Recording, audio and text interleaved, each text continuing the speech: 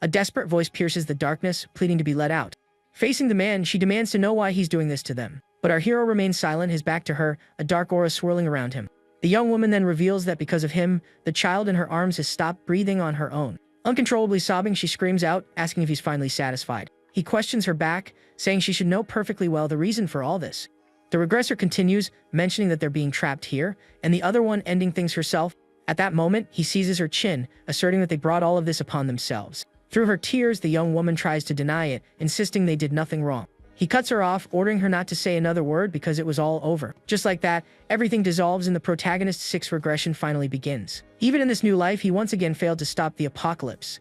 Amidst the chaos, UJ wonders if things might have been different had he just listened to that person. Suddenly, an enormous red dragon materializes before him, poised to strike. The creature wastes no time, unleashing a powerful torrent of fire at him. However, the protagonist shows no sign of fear, merely staring down the attack hurtling his way. He thinks to himself that he regrets nothing as he braces for the impact. In that instant, a potent blue energy gathers in his hand, forging the formless sword.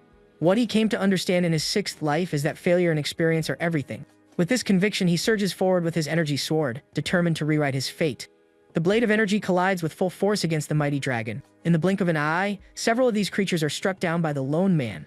Though exhausted, the protagonist fights on bravely with his energy blade. Moving with incredible speed, he slices through every monster in his path. In the end, he stands alone amidst the ruins of a completely destroyed and burning city. With a weary sigh, the young man surveys the utter devastation around him. But despite his monumental effort, a failure message flashes before the regressor. His regression ability then activates, and time begins to spiral backward. His expression reveals he is far from giving up on his ultimate goal. He knows this failure wasn't for nothing, it will serve as another lesson. A notification that informs him that the world's clock has been reset once more. The scene shifts, showing confused people staring at something strange in the sky. They're looking at a purple portal that appeared from nowhere, giving off an unsettling vibe. A woman gets a bad feeling, but her boyfriend just calls her a scaredy cat. The guy wants to snap a picture, telling her to hurry before the police show up. With her phone in hand, the girl is frozen solid with fear at the sight before her. In a moment of sheer terror, she startles and drops her phone on the ground. Monsters then pour out of the portal, attacking the people of the 21st century. From that day forward, portals opened across the globe, unleashing hordes of creatures. From other rifts, even more bizarre monsters emerged, ready to attack. And from these portals, a non-stop stream of monstrous beasts began to emerge. People fled in desperation, and it seemed as if humanity was on the brink of extinction. But humankind discovered a new hope by awakening incredible powers. With that, a new period known as the New Epoch had finally begun.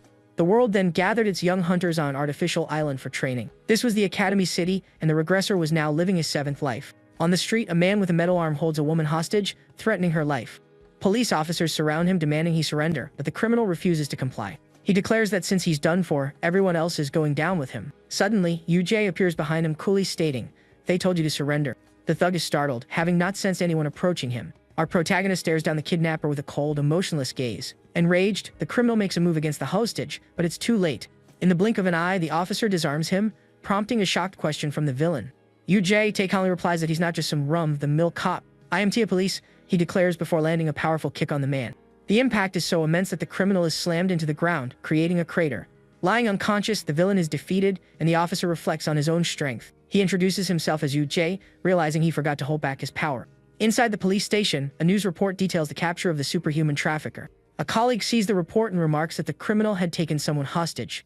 She then glances at the unconscious man on the floor and asks why he's passed out there. The protagonist calmly replies that he simply picked him up on his way to the station. His partner starts to mention the report but thinks better of it, instead congratulating the veteran on a job well done. Observing him from the side, she comments that somehow UJ seems different. The other officers agree, noting that he appears taller and even more handsome than before. One of them complains that he was too rough with the criminal, but the regressor doesn't recognize anyone. For him, having been away from this life since his regressions began, they were all strangers. The officer announces he'll handle it and drags the unconscious criminal away. But the reason he had given up on this life was the loss of the baby dragons. These hatchlings had traveled from another world to Earth just for a bit of fun. In the process, the chaos of war drove some of them mad, causing them to lose control. Others couldn't bear the world's evil, and some even stopped their own hearts from pure sorrow. Enraged by the passing of their young, the adult dragons launched their assault on humanity. Despite becoming incredibly powerful, he couldn't protect the world alone in his past lives. That's why, in this new regression, he plans to try a completely different approach. His colleague calls out to him, asking what his plans are after work that day. Blushing, she invites him to dinner at a new restaurant that just opened nearby. But UJ politely declines, explaining he needs to go to Europe to handle some business. The scene then shifts, revealing the beautiful city of Florence, Italy, his destination. In the Italian city, a green-haired girl is playing with children in a park. A mysterious hand gently ruffles the hair of a little girl, who beams with happiness. The green-haired young woman is having a wonderful time with the kids, who are running and laughing all around her. After their playtime, the children wave goodbye to her as our protagonist watches from a distance. He approaches the young woman, a serious expression on his face, and offers a greeting. She turns toward him, a look of curiosity and mild surprise on her face at his sudden appearance. As the wind tosses her hair, she studies him, trying to make sense of the situation. UJ getting straight to the point, tells her she is going with him somewhere. An ability activates, and she greets him back flawlessly in his native language. She asks why he sought her out, and he replies that he has business to attend to. The young woman questions if he knew who she was, to which the regressor confirms he did. He then asks if she knows who he is, and she confirms that as well. With a smile, she turns and speaks his full name, UJ. She then meets his gaze confidently and asks if she got his name right. Surprised, his expression turns serious as he asks where she heard that name. Pointing to his chest, she says his name is written right there on his uniform. The girl giggles, admitting she was just kidding and has no idea who he is. But she is certain of one thing: he is powerful and does not belong here. The man remains silent, processing her words and their implications. She then questions if he's there to put an end to her, an idea the officer quickly denies. Her next question is whether he's going to kidnap her, to which he replies, something like that. This leads her to accuse him of being a dragon freak, but he sternly tells her to cut the jokes. The regressor reveals his true intention is to protect her, but warns that if she refuses to listen, he'll have to use more forceful methods. He explains that her kind can read the threads of providence, giving them superior instincts. Therefore, the protagonist states, since she is one of them, the same applies to her. Standing behind her with a dark aura, he says he expects her to make the right choice. The young woman asks with a smile if he'll be nice to her, provided she behaves. He confirms this and she agrees, but only on the condition that she's treated as an honored guest. Winking, she holds out her pinky finger and asks sweetly, "Promise?" Her little finger glows faintly as she awaits the officer's response. UJ just gives her a serious, unimpressed look. In the end, he agrees, and the two seal their promise by linking their pinkies. The scene shifts to a modern city skyline dotted with tall, luxurious skyscrapers. The green-haired girl appears, looking sleepy, and peeks out of her room, mumbling. Wearing only an oversized shirt, she wonders aloud if the mister is awake yet. Entering the living room, she calls his name and sees him on the sofa, accompanied by an eerie shadow. He is conversing with the shadow of the Grand Duke, a clone possessing half of his abilities. The shadow materializes into a perfect replica of him and vows to obey its master.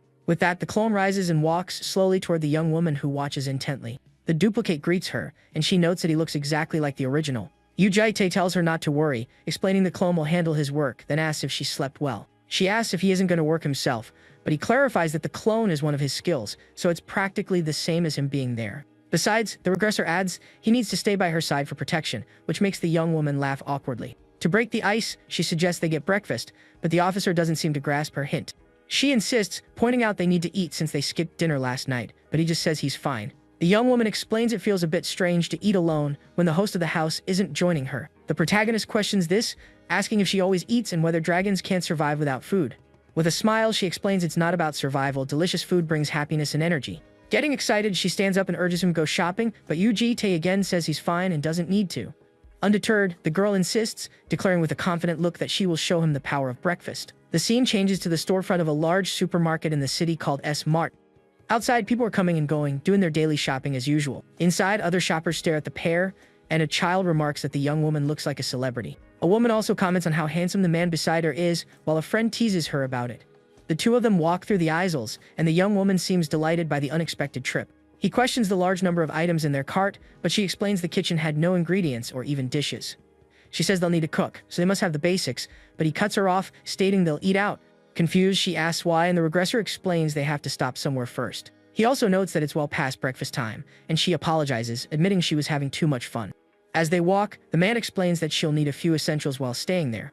He hurries her along, saying they have a lot to accomplish, which only confuses the girl more. They arrive at a shabby-looking establishment, where an old man with a cybernetic eye asks if she's the boss's girlfriend. The protagonist threatens him, telling him to shut his mouth and do his job unless he wants to lose his other eye. Afterward, they visit a place resembling a government office, where the young woman receives several documents.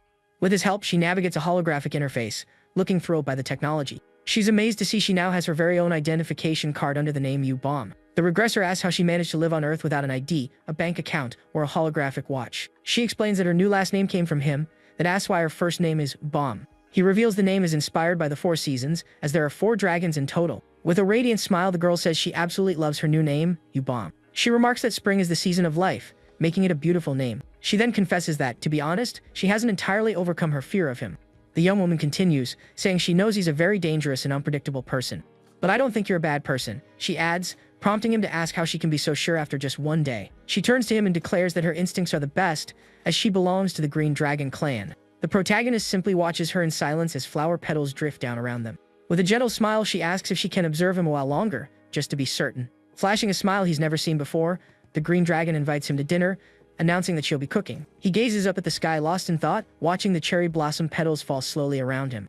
Closing his eyes, the regressor thinks to himself that this was not a bad start at all. The story shifts to a desert somewhere on the African continent. There, a red-haired girl stares down at a man on the ground, mocking his weakness. Furious, the man curses her, asking if she really thought she'd get away with this. With a smirk, she grinds her heel onto his face and confirms that yes, she did, showing no remorse. The young woman then remarks she might have pressed a little too hard because he was ugly, and asks if he's passed on yet. Wearing a mask, she celebrates her record 199 wins in 199 fights. With a confident glint in her eye, she removes her mask and wonders who her next opponent will be. News reports flash across the screen, detailing the chaos in Africa and identifying the troublemaker. Back at the apartment, the protagonist sees the news and realizes it's time to make his move. Yubom calls him for dinner, but he tells her they can just go out to eat. However, at the table, the officer is confronted with a very strange dish, fish served with purple rice. He stares at the food with a deadpan expression as the young woman asks if it doesn't look good. She explains it's a sardine recipe she learned in England, combined with rice. The meal looks so unappetizing that the fish on his spoon seems to be begging for a swift end. His eyes turn a shade of purple as he silently stares at the plate, saying nothing. The man then announces he's going to retrieve the red one tomorrow, surprising the young woman. She warns him that bringing the red one along will be difficult, as she won't follow as obediently as she did. He suggests she come with him, but she doubts her presence would be helpful between different clans. The regressor questions the distance between them, and she confirms they all desire different things. The girl explains that she prefers a calm approach, but the Red Clan is anything but. She continues, explaining that they thrive on war and violence, and for them, being dominated is a fate worse than their end.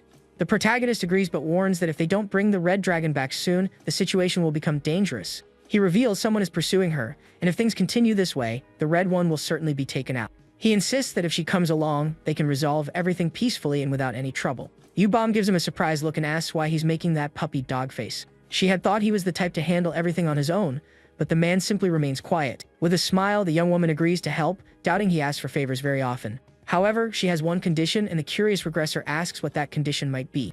The condition is that he must eat everything she served, since she saw him put his spoon down. Closing his eyes, the young man seems to resign himself to the green-haired girl's blackmail. With that, he admits defeat and prepares to face her bizarre culinary creation. The scene shifts to a desolate, rocky area showing several soldiers lying fallen and defeated. In a ruined village, the red-haired girl is surrounded by the numerous enemies she has vanquished. One of the men on the ground groans in pain, while she complains about how weak they were. She laments that her 200th victory was so anticlimactic and wonders where she should go next. Suddenly, she remembers the Green One is in Europe and considers paying her a little visit. Two surviving soldiers comment in disbelief that their elite unit was wiped out by a single girl. One of them says they can't handle her alone and hopes arrives soon to help. The redhead appears behind them, asking what they're whispering about in the shadows. One of the soldiers turns in a panic and screams for her to watch out for what's behind her. But it's too late. With a battle cry, the red-haired girl lunges forward with her weapon. A brilliant light flashes and she braces for the intense combat about to unfold. Her weapon clashes against a golden sword in a powerful destructive impact. She strains against the force, wondering how her enemy's mana can be so heavy and overwhelming. The opponent's hand grips the sword firmly, not yielding a single inch to her attack. Screaming with rage, she unleashes a red aura, pushing back the enemy's sword with all her might. The soldiers are stunned to see her slice through the knight's mana as if it were nothing. Then the armored knight known as Javier finally steps onto the battlefield.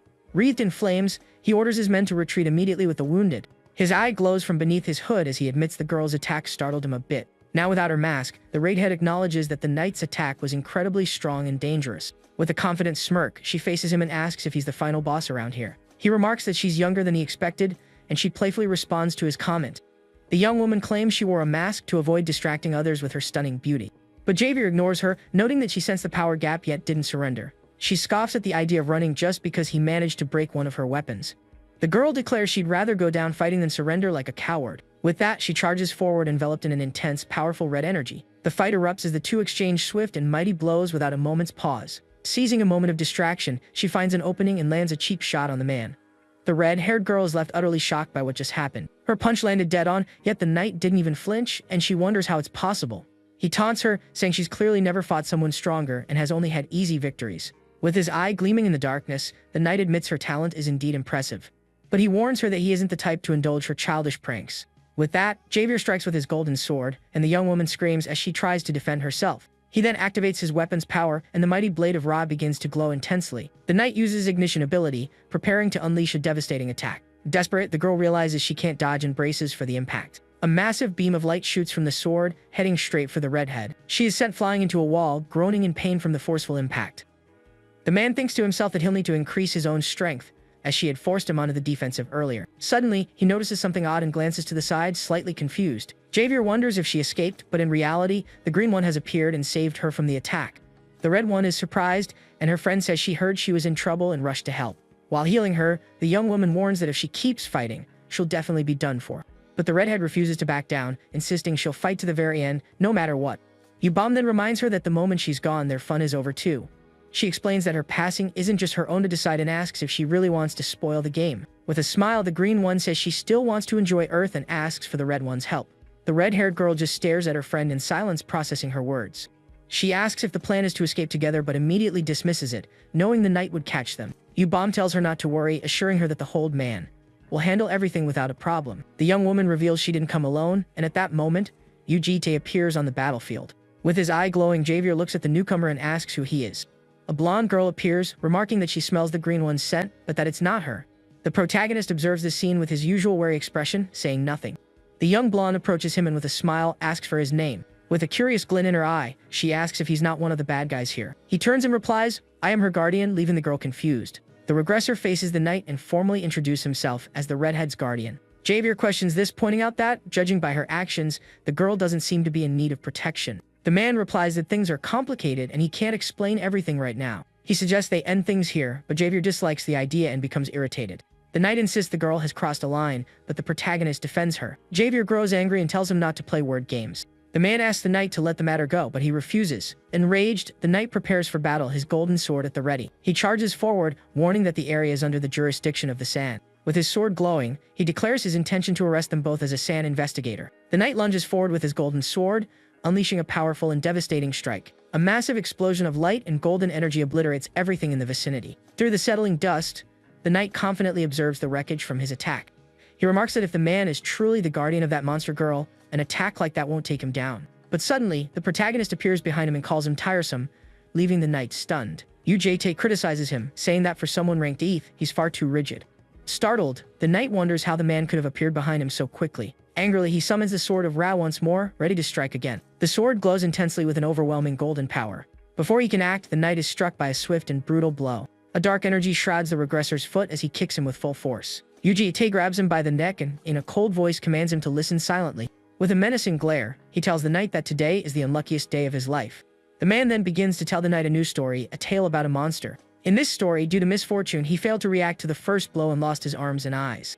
Ujite summons his energy sword, saying the knight will soon forget everything. He attacks without mercy as a message explains that the San can restore his limbs. But while his body can be healed, the fear seared into his mind will remain forever. Fallen, the knight mutters the regressor's name, noting that he always preferred this method.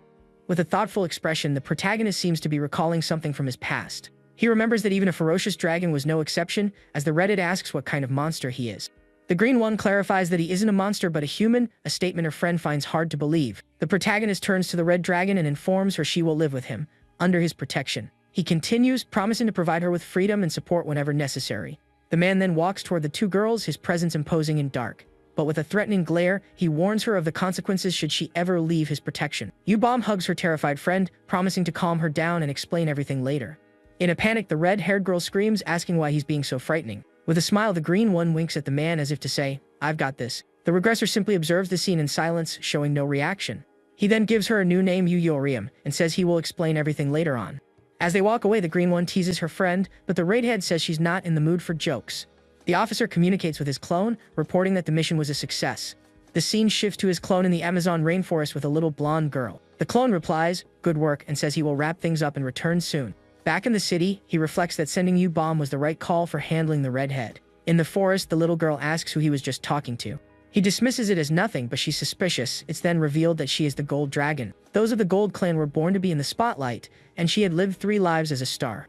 But the life in which she shone the brightest was also the one that brought the most disaster and destruction to the world. A message states that attention and admiration can be toxic, which is why the Gold Dragon isolated herself. The blonde girl gets excited by the holographic screen, telling the man it's incredibly cool. She marvels that the screen floats in mid-air with a quality unlike anything she's ever seen. The clone then questions her, asking why she's in such a secluded place. He tells her she should be living among humans, but out here there are only beasts and insects, which shocks her. She asks how he knew, and the clone reveals he heard it from the green dragon, which makes her very excited. With a serious expression, he addresses her as the gold dragon, revealing her true identity. The man then asks the young girl directly if she happens to be afraid of other people. Embarrassed, she clarifies it's not exactly fear, but she did try living among humans once. She recounts how some people would stare at her strangely and even follow her, which frightened her. With a sigh, she finishes her story and the clone simply listens in silence. He then changes the subject, asking if she likes bread, to which the blonde replies that dragons don't eat it. The man simply snaps his fingers, activating one of his mysterious abilities. He uses the shallow abyss to summon something, leaving the girl shocked at the sight. Confused, the young blonde stares at what he pulled from the portal,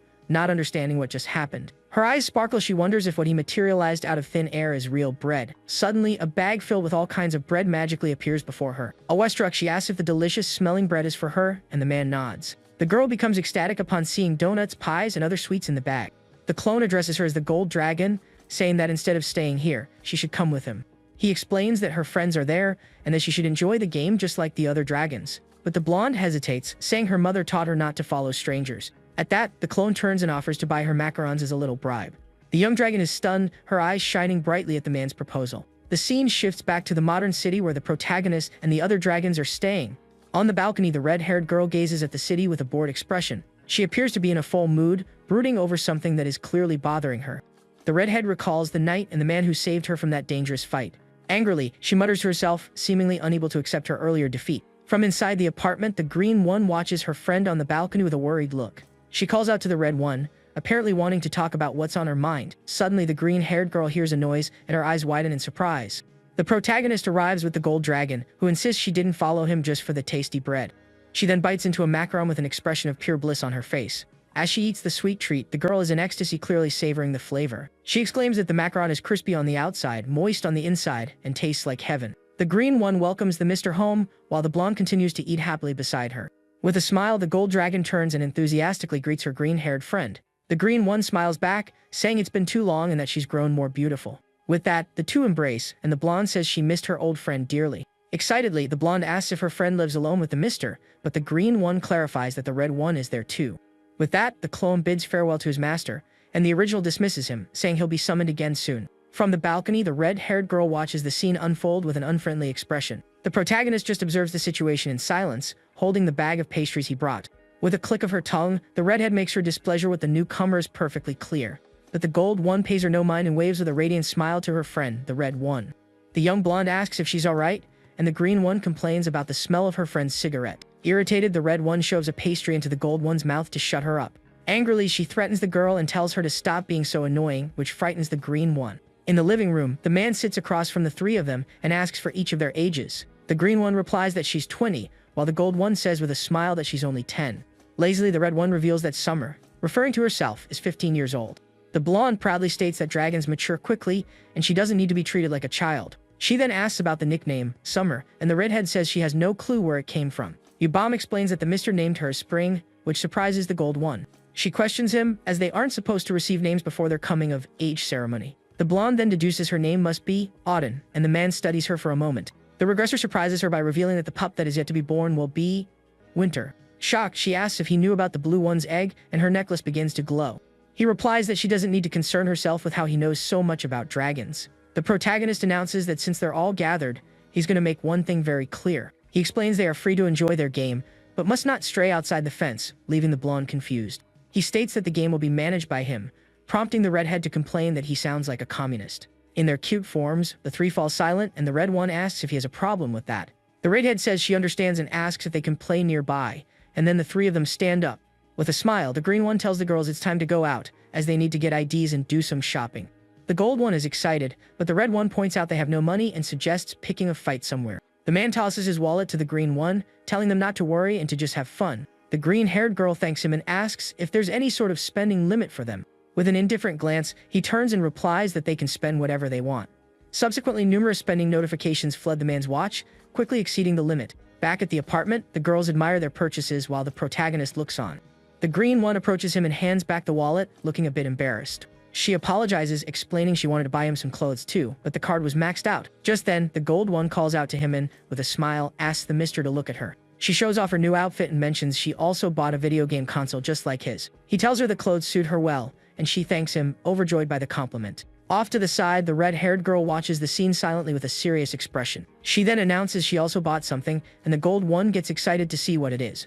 With that, the redhead reveals a new sword, explaining her old one was destroyed in the fight. She asks if he likes it, saying she bought a high-quality one, but he dismisses it as not junk. At this, the gold one offers to give her friend some new clothes, but the redhead angrily rejects the gift. The green one explains that Summer has trouble expressing herself but is actually very grateful, which relieves the man. The regressor then asks Bomb why she didn't buy anything for herself. She smiles and says she did buy something, pointing to a small potted plant on the table. He is then taken aback to see that the only thing she bought for herself is a flower pot. She says that caring for plants is good for the soul, prompting him to ask about its significance. Holding the pot, the girl replies with a smile that it's because the plant is going to bloom. She continues, saying that because of this, it will become a cherished memory for all of them. With a gentle smile on her face, the green one adds that it will last forever. Suddenly, she turns and says she's curious about something, and he asks what it is. She asks if there's a way for them to enjoy their game, while still following the rules he set. The protagonist confirms that there is, surprising the girl with his unexpected answer. With that, he presents an application form and asks if they'd like to go to school. Both the redhead and the blonde are utterly shocked by the suggestion of attending school. The scene changes, showing the three girls returning to the apartment after a long day of interviews. The redhead complains about the lengthy interview, and they wonder where Mr. Tae is gone. Suddenly, the gold one remembers something dreadful and gets the other two's attention. Panicking, the blonde worries she might be the only one who failed, and the redhead grumbles about her friend's bad luck. The man appears behind her as she frets, reassuring her that they all did a great job. Desperate, the blonde girl latches onto him, convinced she's going to fail, but he calms her down. He then reveals he was out preparing something special for them, holding up a bag. At that, the girl catches a delicious scent coming from the bag and asks what's inside. He replies that it's something she adores, and her eyes light up with excitement at the surprise. But the protagonist surprises her even more by saying it's something she likes even more than bread. The scene shifts to show the gold one on a TV show, being introduced as a global pop star. With a bright smile, she thanks the host for having her and waves to the cheering audience. The host asks if she's familiar with the show, and she confirms with a smile. He then explains that renowned chefs will cook the guest's favorite dish on the spot. The man asks for her favorite food, joking that he thought she only drank morning dew. The young woman laughs, saying she's a person too, and doesn't just live on such simple things. With a radiant smile, she prepares to reveal her all-time favorite food. Next, 2 boxes of fried chicken and a soda appear in front of them. The redhead questions how it could be her favorite food when she's never even seen it before. The blonde declares it will be her favorite from now on, and the man mutters that the whole scene is so dramatic. The green-haired girl calls out to him, asking if he isn't going to eat with them, but he declines. With a gentle expression, she insists, saying he really should eat with all of them. But the regressor ignores her plea and steps out onto the balcony to take an important call. On the line, a person introduces themselves as being from the academic office and confirms his identity. The caller then reveals they are calling because a small issue arose during the interview process. He asks what the problem is, and the person on the other end mentions the name Bomb. The caller reveals that cadet Bomb achieved a perfect score in her selection interview. The interviewers were full of praise and recommended she deliver the oath at the entrance ceremony.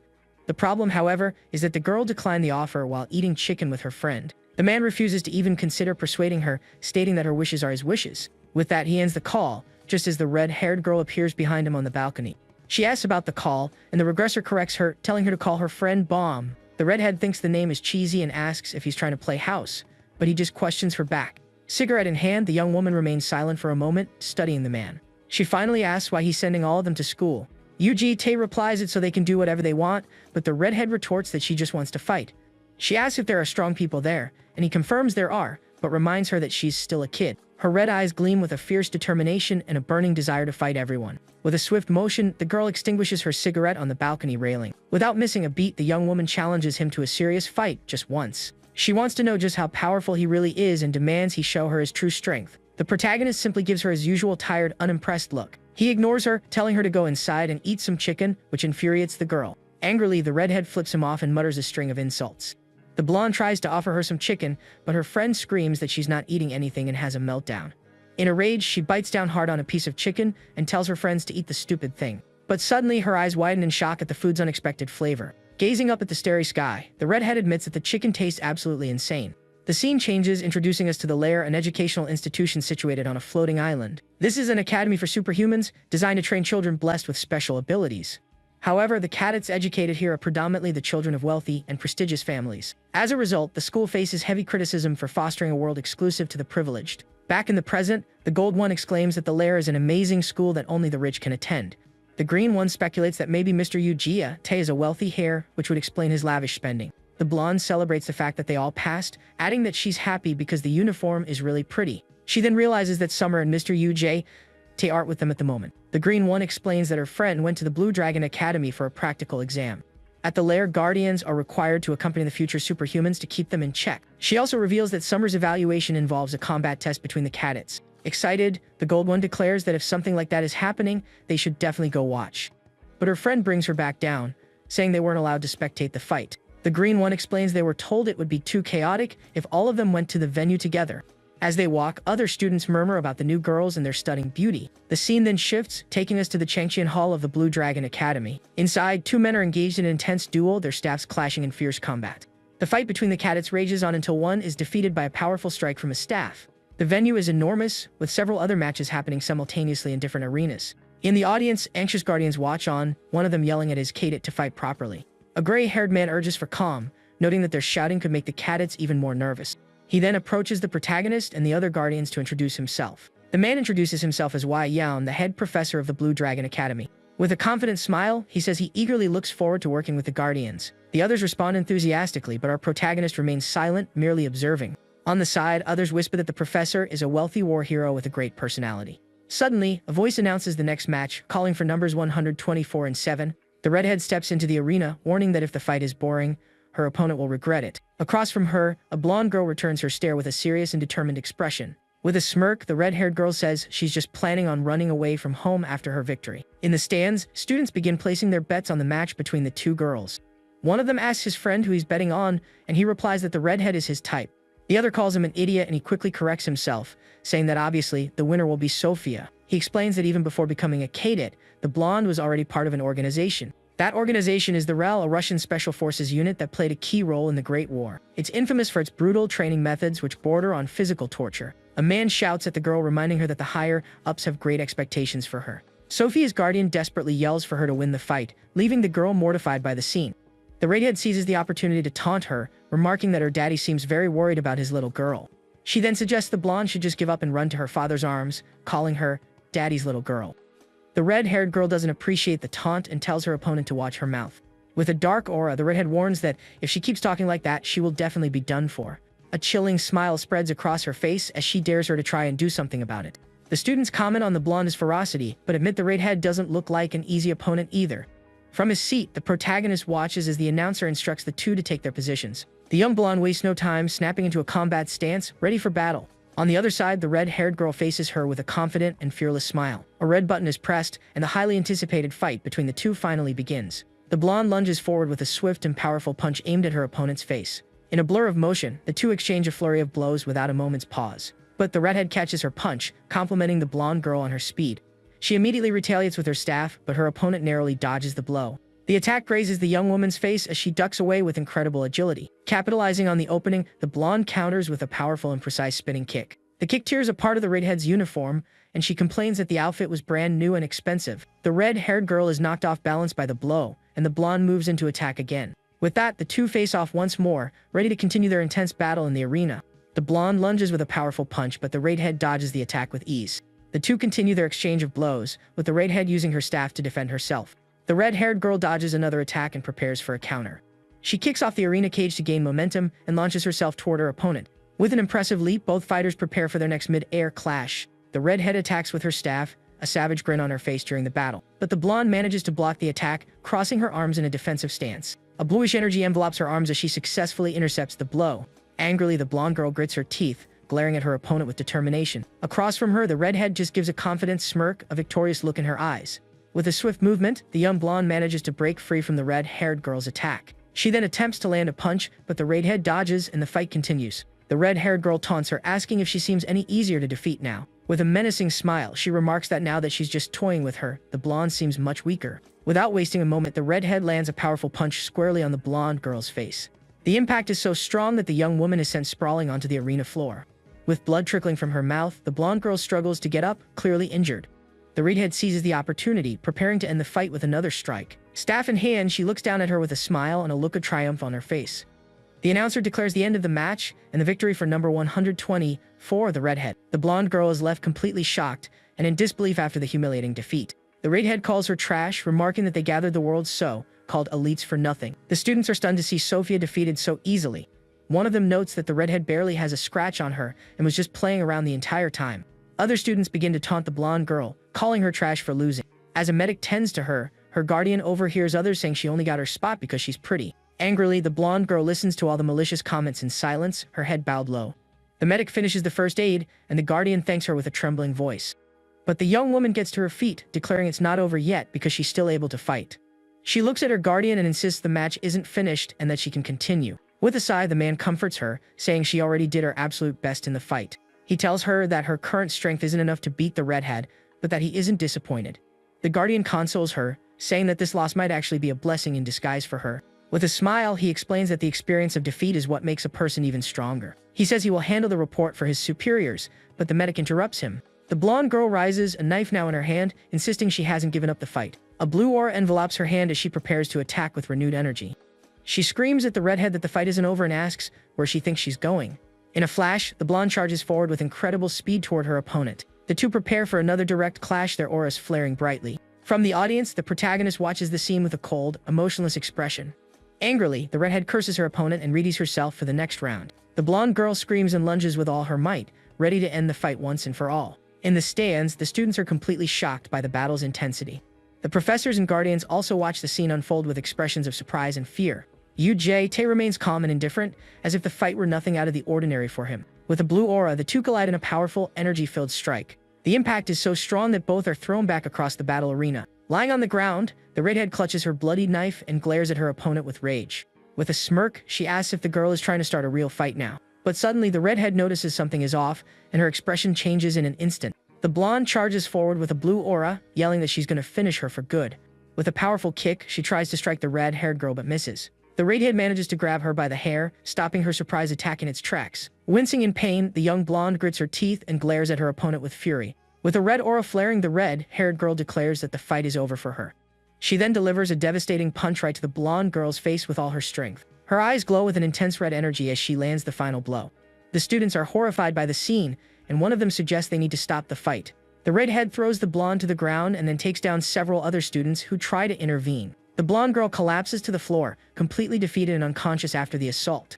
But the redhead knows the fight isn't over, as her opponent managed to wound her earlier. With a red aura, she says she's going to repay the favor for the injury she received. But before she can act, Sophia's guardian grabs her arm forcefully. He yells at her to stop, and the girl curses him, demanding he let her go immediately. The head professor shouts for the mages to create a containment space and pauses the interview on the spot. With that, several men in white robes appear and use their powers to erect a barrier. They prepare to contain the situation and prevent the red-haired girl from attacking further. A blue energy barrier forms and everyone is transported to a new location. The redhead tosses the knife to the ground, complaining about being the only one getting reprimanded. She points at the guardian, arguing that it was his girl who attacked her first. The man claims she could have simply subdued her opponent, but the redhead tells him to shut up. The head professor intervenes, asking for calm as tensions are running high. He informs her that an assistant has gone to fetch her guardian and suggests she try to calm down. But the young woman retorts that she's about to explode with anger, and the professor says he understands her feelings. The red-haired girl gives him a confused look and asks what he means by that. The professor threatens her, saying that if she continues, her actions could harm her family. With a chilling smile, he mentions that she isn't the only one belonging to the Yu family. He displays images of the other girls, threatening the redhead with her friend's well-being. With that, he asks if she would feel alright if her friends were to suffer because of her. The professor continues his threat, but the protagonist appears, announcing they need look no further. He suddenly materializes, revealing himself as the girl's guardian and leaving the professor stunned. Tay confronts him, telling him to stop threatening an injured child and to direct his words to him. The redhead is surprised by his arrival, and the head professor seems equally shocked. With a serious expression, the red-haired girl looks at her guardian, saying nothing. The scene shifts to show the academy building now encased in a powerful magic barrier. In a room, the professor offers Taiwanese tea to the two guardians present. With a smile, he remarks that the tea brings peace to the mind, attempting to de-escalate the situation. He thinks to himself that he's never heard of the Yu family, but he can tell the man is a high ranker. The professor decides he must investigate this man and his mysterious family more thoroughly. With that, he begins the conversation, apologizing for the incident that occurred in the arena. The two guardians stare at each other in silence as the professor tries to mediate. He points out that on the bright side, neither girl was seriously injured, and the redhead has already been discharged. The professor suggests they resolve this on good terms, assuring them he'll handle the rest. Sophia's guardian simply observes him with his arms crossed and a serious expression. He then apologizes and introduces himself as Mikhailov, the guardian of young Sophia. He explains that she is young and immature, and her emotions got the better of her. But the protagonist cuts him off, stating he will not accept an apology from him. Surprised, the man slams his hand on the table, and the regressor explains he sees no point in a disingenuous apology. Angrily, the guardian questions him, asking if he's acting this way because he doesn't know who he is. UJT says their positions aren't the same and questions the sincerity of the man's apology. Furious, the guardian yells, asking if he's expected to drag a sick child all the way here. The regressor coldly replies that if he truly wants to apologize, then yes, that's exactly what he should do. Sensing the rising tension, the head professor asks both guardians to calm down. But the protagonist reveals the real problem wasn't the girl, but the man's failure to stop her.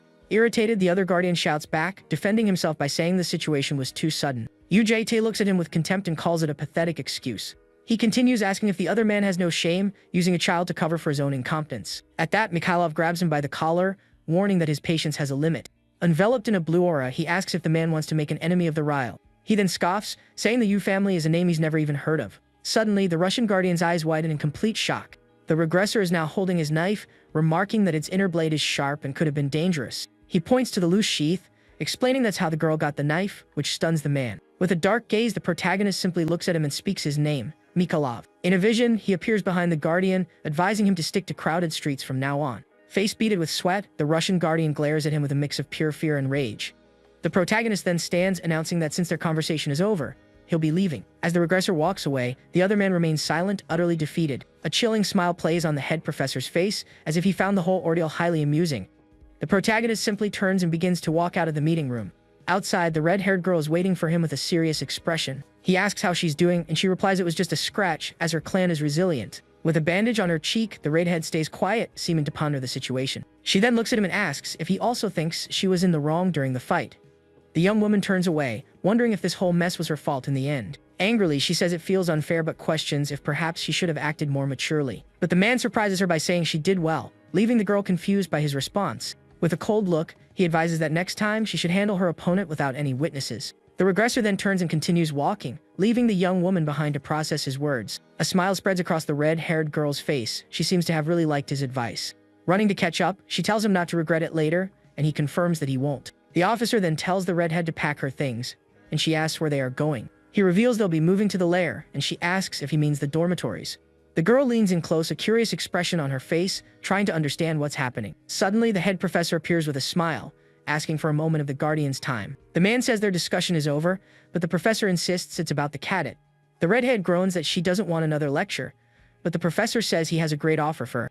He then invites her to be the freshman representative, leaving her shocked by the idea. He explains she would be the face of the academy, receiving a scholarship, artifacts, and media fame. The protagonist questions the proposal, asking if the professor has the authority to make such an offer, but the man reassures him. He reveals a connection to the vice director, and the regressor gives him a dark look. The professor urges him to think it over carefully, as he won't find another opportunity like this elsewhere. The officer thinks to himself that he certainly has a connection, since both he and the vice director are demons. It's revealed that demons are humans who, instead of receiving a blessing, embrace the abyss.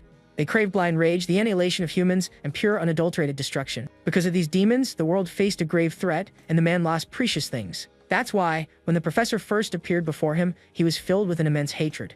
UJT has imagined ending him countless times for what happened in his past lives. But he held back time and time again, because that man needs to suffer greatly before his end. Back in the present, the protagonist says he understands what the professor is offering. However, he believes the girl's opinion is what matters most, as he is merely her guardian.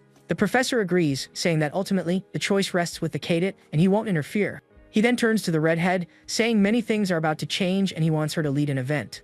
With a smile, he asks if she would help him paint the future of the academy by his side. But the red-haired girl surprises him and, with a cute expression, says she doesn't want to. The man, shocked, asks if he heard her correctly, and the young woman confirms that he did. She then says they should go home and prepare for the move, prompting the professor to ask why she was even there. The girl calmly replies that she was just lying in her room, not really doing anything. The man stares at her, confused, and asks what happened after that. With a yawn, the girl says she got bored, so she figured she'd pick a fight. The professor glares at her with a dark smile, looking thoroughly irritated by her response. He then looks out the window with a thoughtful expression, as if he's plotting something. The protagonist gets the redhead's attention and tells her to look down, leaving her confused. Below, she sees a crowd of reporters with cameras and asks what's going on. The man explains they are journalists from all over the world, waiting for a statement on the incident. With a smile, he threatens her, saying her entire academic life hinges on a single word from him. But the young woman rejects the offer again and leaves with her guardian, leaving the professor stunned. He watches them walk away in silence, seemingly in disbelief at what just transpired. With a menacing glare, the professor says he truly hopes they won't regret their decision. Outside, a reporter is completely astonished to see the red-haired girl emerge. Instantly, all the journalists swarm her, bombarding her with questions about the fight. The young woman is overwhelmed by the flashing cameras, looking extremely annoyed by the situation. One reporter tells her the video of her fight has gone viral and asks if she was trying to get attention. They continue to hound her, asking why she enrolled and what her plans are, leaving her speechless. The officer tries to shield her, but the redhead stops him, saying she'll answer their questions.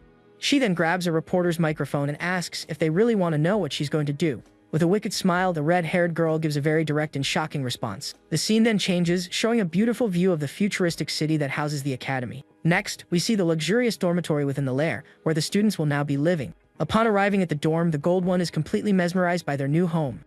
Both she and the redhead are impressed by the size of the living room, wondering if this is really where they'll live. The blonde girl then sprints for the stairs, shouting that the best room will be hers, and the other follows. With a curious peek, the young woman looks through a doorway to see what's inside. Her eyes turn to stars as she sees how unbelievably luxurious the room is. She steps inside, shocked, wondering if a place like this isn't too good for her. The girl explores the room, falling in love with the massive bed, the modern TV, and the bright sunlight. With a smile, the young woman looks at herself in the mirror and decides she's going to make the most of this room. But the redhead appears behind her with a cigarette, remarking that the balcony is a perfect spot for a smoke. The gold one protests that it's not fair, as her friend had already claimed the other, larger room. At that, Summer agrees to take the other room, and the blonde accepts her friend's decision.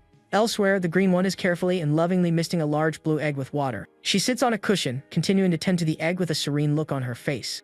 With a gentle smile, she greets the egg as if she were speaking to her own child. The protagonist appears and she explains it's like prenatal education since blue dragons love water.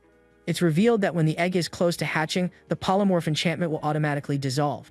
The green-haired girl then mentions that the lair is buzzing with news about the redhead. She says the interview her friend gave has become a very hot topic among the cadets. A screen displays the news report, and the green one asks the baby if it also heard the naughty word.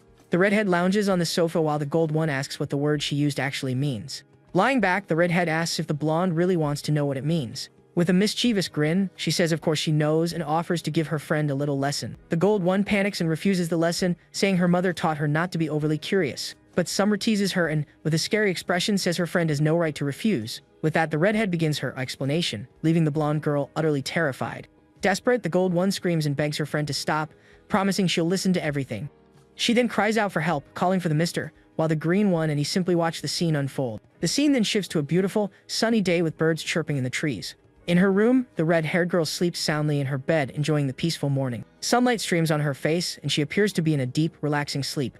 Suddenly, the sound of hurried footsteps can be heard rushing up the stairs toward her room. The gold one bursts in, yelling for her sister to wake up because it's an emergency, but the redhead just groans. Summer complains about the noise, and her friend asks if she was up late watching weird things again. With a sly smile, the redhead says no, she was actually watching something else entirely. The gold one yanks her out of bed, insisting something else is more important, and Summer threatens her. Still half asleep, the red-haired girl asks what could possibly be so important. In the living room, she finds everyone gathered and questions the reason for all the commotion so early. With a serious expression, the green one turns to her friend and calls her by her new name, Summer. She then reveals that Winter is about to be born, and at that moment, the large blue egg begins to tremble. The egg starts to glow brightly and crack, finally ready to hatch for everyone to see. They all watch in wonder and excitement as the egg hatches right before their eyes. But the protagonist recalls that the last birth he witnessed was anything but beautiful. That dark memory from his past was a far cry from a pleasant sight. In one of his previous lives, he had looked much more exhausted and worn down by the constant war. He remembers a hand reaching out in desperation as someone pleaded for help. A woman begged him to save her baby, but his companion told him it was already too late. The mother wept, clutching the lifeless infant, as the other explained he had passed just after being born. The conditions were terrible, as the hospital had been completely destroyed in the fighting. The man thinks that if there had been a proper facility nearby, the child might have survived. Back in the present, he wonders why he's recalling that horrific moment now. The red-haired girl just stares at the cracking egg with a surprised expression. With that, a tiny blue dragon paw finally breaks through the shell. Next, a small wing pokes out as the egg continues to break apart slowly. Then, the little blue dragon's head emerges from the egg with a very cute and shy look. With a smile, the green one congratulates the baby on its birth, and the gold one is captivated by the scene. The little dragon named Winter fully emerges from the egg and shyly covers its face. Using a cloth, a green-haired girl gently and carefully cleans the baby dragon's face. He questions her, and she explains her mother did this for her, but the traditional way would be to lick him clean. She asks if he wants to hold the baby, but the man declines, so the gold one eagerly volunteers. The green one hands the little dragon to her friend, warning her to be careful with his fragile skin. Cradling the baby, the gold one remarks that the moment feels incredibly comforting and relaxing. Her eyes sparkle with joy as she savors the moment with the newest member of their family. With a playful smile, she teases her friend, asking if the redhead doesn't want to hold the baby too. The blonde then places the dragon in her startled friend's lap, and the green one urges her to be gentle. Just then, the little blue dragon lets out an adorable yawn, making the scene even cuter. The red-haired girl holds the baby carefully, looking at the creature with sheer surprise. The blonde asks if she gets it now, and the redhead admits that the little dragon is actually pretty cute. Then, both of them turn to the man and ask why he doesn't hold the baby for a little while. With a smirk, Summer teases him, asking if he's deliberately playing hard to get. She then threatens to toss the baby for him to catch, and the gold one panics at the crazy idea. The redhead reveals that her goal all along has been to see his serious expression finally crack. With a wicked grin, she throws the baby into the air, and the blonde screams in terror. But the protagonist catches the baby with ease, and the gold one praises him for the excellent reception. The redhead complains that it was no fun, and the blonde thinks her older sister is definitely not normal. The green one then suggests that since he's holding the baby, he should give him a little pat. The regressor gazes down at the tiny creature in his arms, silently processing the request. With a gentle movement, his hand draws near, and he pets the baby dragon on the head. He then asks if he's doing it right, and the little dragon seems to be enjoying the affection immensely. Just then, the gold one snaps a photo of the scene, declaring that a moment like this has to be documented. The green one suggests a group photo, and the man asks why she has a flower in her hand. With a winking smile, the green one explains the flower is a prop for the photo, much to the other's confusion. She then places the rose behind the protagonist's ear and a blue flower on the baby dragon's head. With that, the man stares at the camera with a rose behind his ear, holding the decorated little dragon. The green one asks how it looks, and the gold one says they match perfectly, but the officer just tells her to take the picture already. The man grumbles that being in the photo is embarrassing, but the gold one calls for Summer to join them. Excitedly, the gold one gets ready to take the picture and starts a countdown to capture the moment. And so the family photo is taken with everyone gathered to celebrate the birth of Winter. Afterward, as the little dragon Winter drinks from a bottle, the green one asks if he's ready. The man questions her plans, and she explains she's going to teach the baby polymorphism. Magic transfer works by directly passing mana from one individual to another. The recipient of the magic pays no price, but the one transferring it risks their own life force in the process. The officer asks if she'll be alright, and she explains it's difficult to leave the house in dragon form. She reveals that she and the others learned polymorphism in their original homeland. But the young woman explains that little Winter hasn't yet learned the skill of transformation. She says that dragons grow up quickly, so she wants to give the baby as many good experiences as she can before that happens. The man agrees to help, and she playfully teases that he doesn't know much about magic. With a smile, the green-haired girl then says she actually has a favor to ask of him. She requests that the protagonist stay right beside her while she performs the magic transfer. He agrees, but she beckons him closer, telling him not to be shy. The man, however, refuses to move any closer, stating he sees no reason to be right next to her. She explains that if she becomes exhausted and drops the baby, he'll be close enough to catch him. The young woman continues her dramatic plea, saying she couldn't live with the guilt if little Winter were to get hurt. The protagonist lets out a tired sigh, seemingly giving in to her emotional blackmail. Without a word, the officer sits down beside her on the sofa to ensure the baby's safety.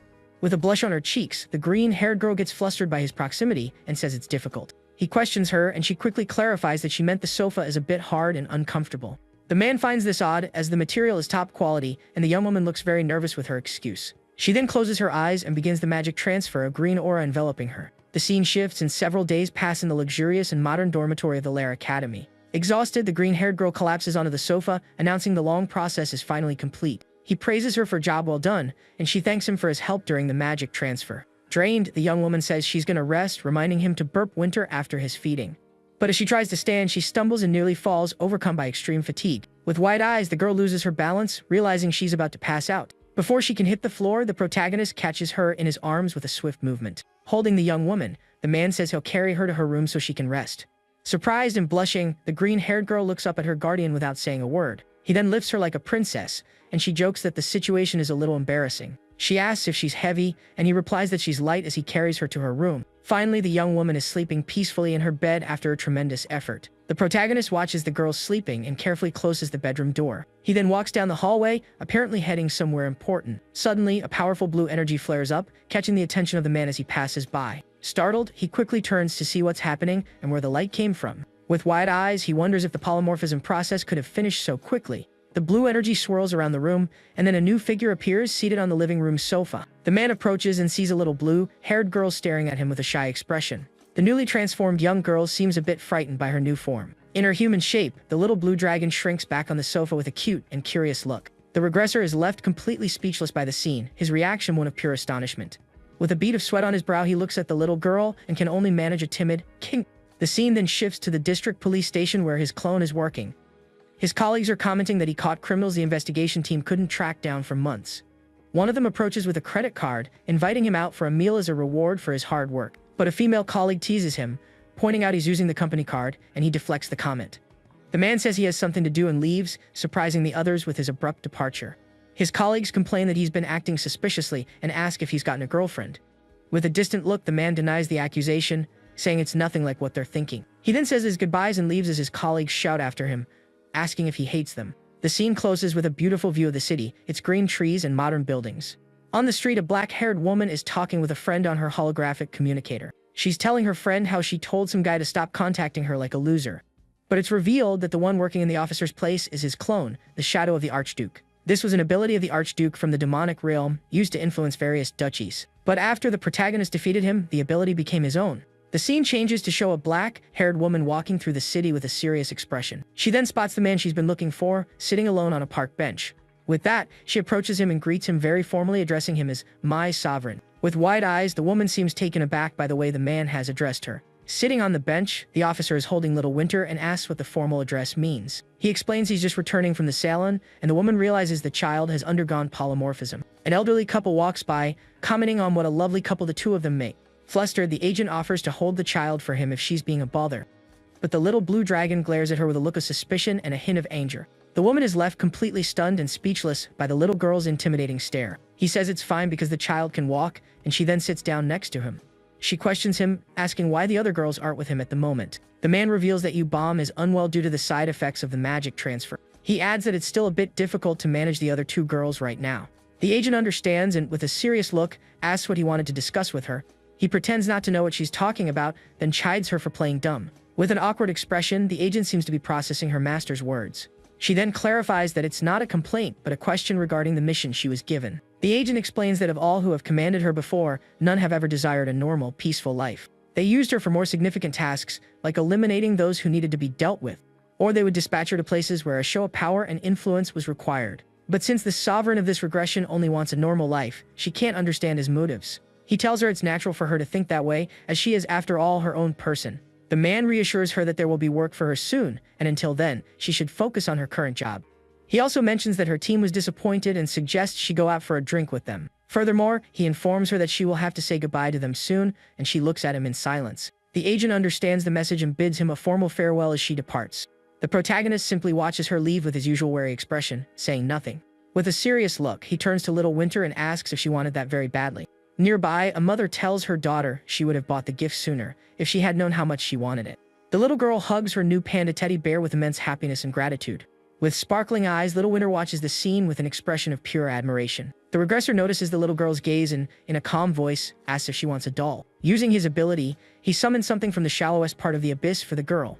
He then produces a blue teddy bear, explaining it's a bit different from the other one she saw. Little Winter takes the blue teddy bear and hugs it, a look of surprise on her face. The toy looks incredibly soft and cuddly, and the little girl stares at it with admiration and affection. With a blush on her cheeks and sparkling eyes, the young girl seems to have adored the unexpected gift. The man then moves closer to her and, in a calm voice, asks if she likes her new toy.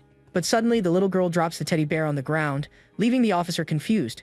She then walks toward him and looks up at him silently, as if she wants something else. He picks her up and asks if she wants anything else, but warns her this was the last thing. With a determined look, the little blue dragon stares at him intently, not breaking eye contact. With her tiny hand, she holds the man's face in a delicate and unexpected gesture. She then brings her face close to his and closes her eyes, as if about to give him a kiss. The little girl presses her forehead against his, and the protagonist wonders why she's acting this way. He then remembers U-Bomb performing the magic transfer for the baby dragon earlier. With that, the regressor questions if the little one thinks this is a form of affection. He recalls one of his past lives, filled with pain and incredibly difficult moments. In his other regressions, he had only known violence and the struggle against monsters and demons. Because of this, he became a cold and distant person with little room for affection. His life had always been a constant battle against dragons and other powerful, cruel creatures. As a result, he never had the chance to learn or express feelings like love and warmth. With his eyes closed, the man seems to be processing the little girl's gesture of affection. He holds her in his arms while the teddy bear lies forgotten on the park ground. With a confused look, little Winter pulls away from him, seemingly not understanding his reaction. With a faint smile, he kneels down and gently moves her hand away from his face. He then takes the little girl's hand, while her other hand clutches his clothes tightly. Against a pink-hued sky, the two walk hand in hand through the park in a quiet moment. The man looks up at the sky with a thoughtful expression, sensing something strange in the air. Suddenly, he stops walking and stares at the sky, as if anticipating something. With a serious look, he wonders if they're already on their way, and the little girl looks up at him, confused. At that moment, the gold one appears, waving at them with a radiant smile. She runs up to them and embraces little Winter, exclaiming how cute she is in her human form. With a tight hug, the blonde seems overjoyed to see the little blue dragon transformed. She asks if Winter was happy with the mister's gift, and the little girl just looks at her silently. The man then asks if she can read the little one's thoughts, and the blonde explains how it works. In short, she says it's a form of physical contact used to express feelings between them. With a playful smile, the gold one teases the mister, asking if there's anything he still doesn't know about them. The regressor then changes the subject, asking what the blonde girl is carrying on her back. With an awkward smile, she reveals what's inside the large case she's carrying. The young woman shows off a guitar, saying she bought it to convey her soul without needing skin-to-skin contact. With that, she begins to play and sing enthusiastically, remarking that she feels like a real singer. The gold one continues her private concert, declaring she'll do her best to impress everyone. The protagonist just watches her in silence with his usual tired and indifferent expression. The man then has a terrifying vision of the future, seeing a shattered guitar and syringes on the floor. In the vision, the gold one is injured and surrounded by chaos as he watches from a distance. Back in the present, the regressor is visibly shaken by the dark memory. The young blonde from the vision stares at him with an empty, lifeless gaze that deeply unnerves him. He snaps back to reality, having apparently had a terrible premonition of the future. The girl complains that her fingers hurt from playing so much, and the man looks at her with concern. He then advises her not to push herself too hard, and she looks at him a bit confused. She asks for the reason, but he just tells her to take it easy and not overdo it. The officer observes her for a moment, then asks if U-Bomb has woken up from her deep sleep. The blonde explains she's still sleeping, having overexerted herself during the magic transfer. With a serious look, he asks about Yu-Gi-Oh! Riem and what she's up to. The gold one reveals that the redhead is hooked on a drama series and hasn't left her room all day. She remarks it's the first time she's ever seen her friend obsessed with anything other than fighting. As they arrive at the dormitory, the blonde reminds little Winter to wash her hands thoroughly. The protagonist remains silent, a dark and determined look on his face. The gold one then asks him if U-Bomb should have woken up by now. With a swift movement, the man places a hand on her shoulder, stopping her. He tells her to take Winter into her room and not to come out until he says so. With a serious and menacing look, the regressor orders the young woman to hurry. Startled, the blonde girl agrees and obeys her guardian's command without question.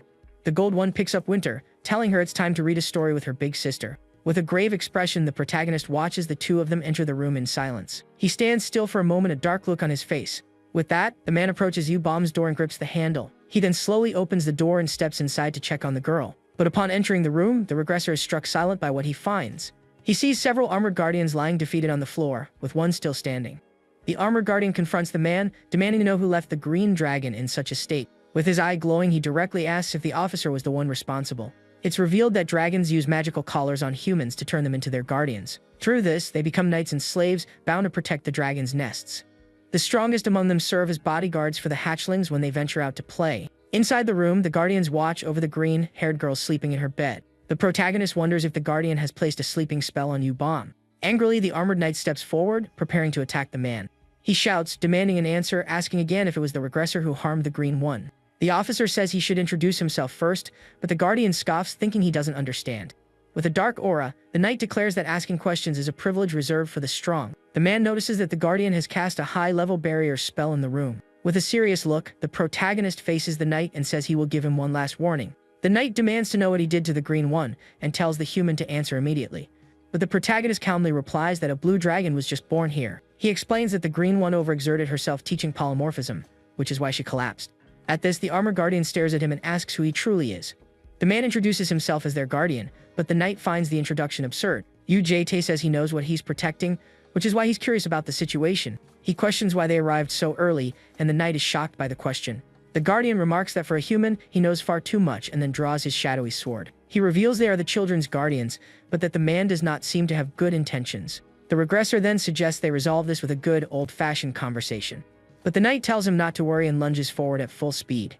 He promises it won't hurt a bit as the other knights also move in to attack. With his purple energy sword, the guardian unleashes a powerful strike against the man.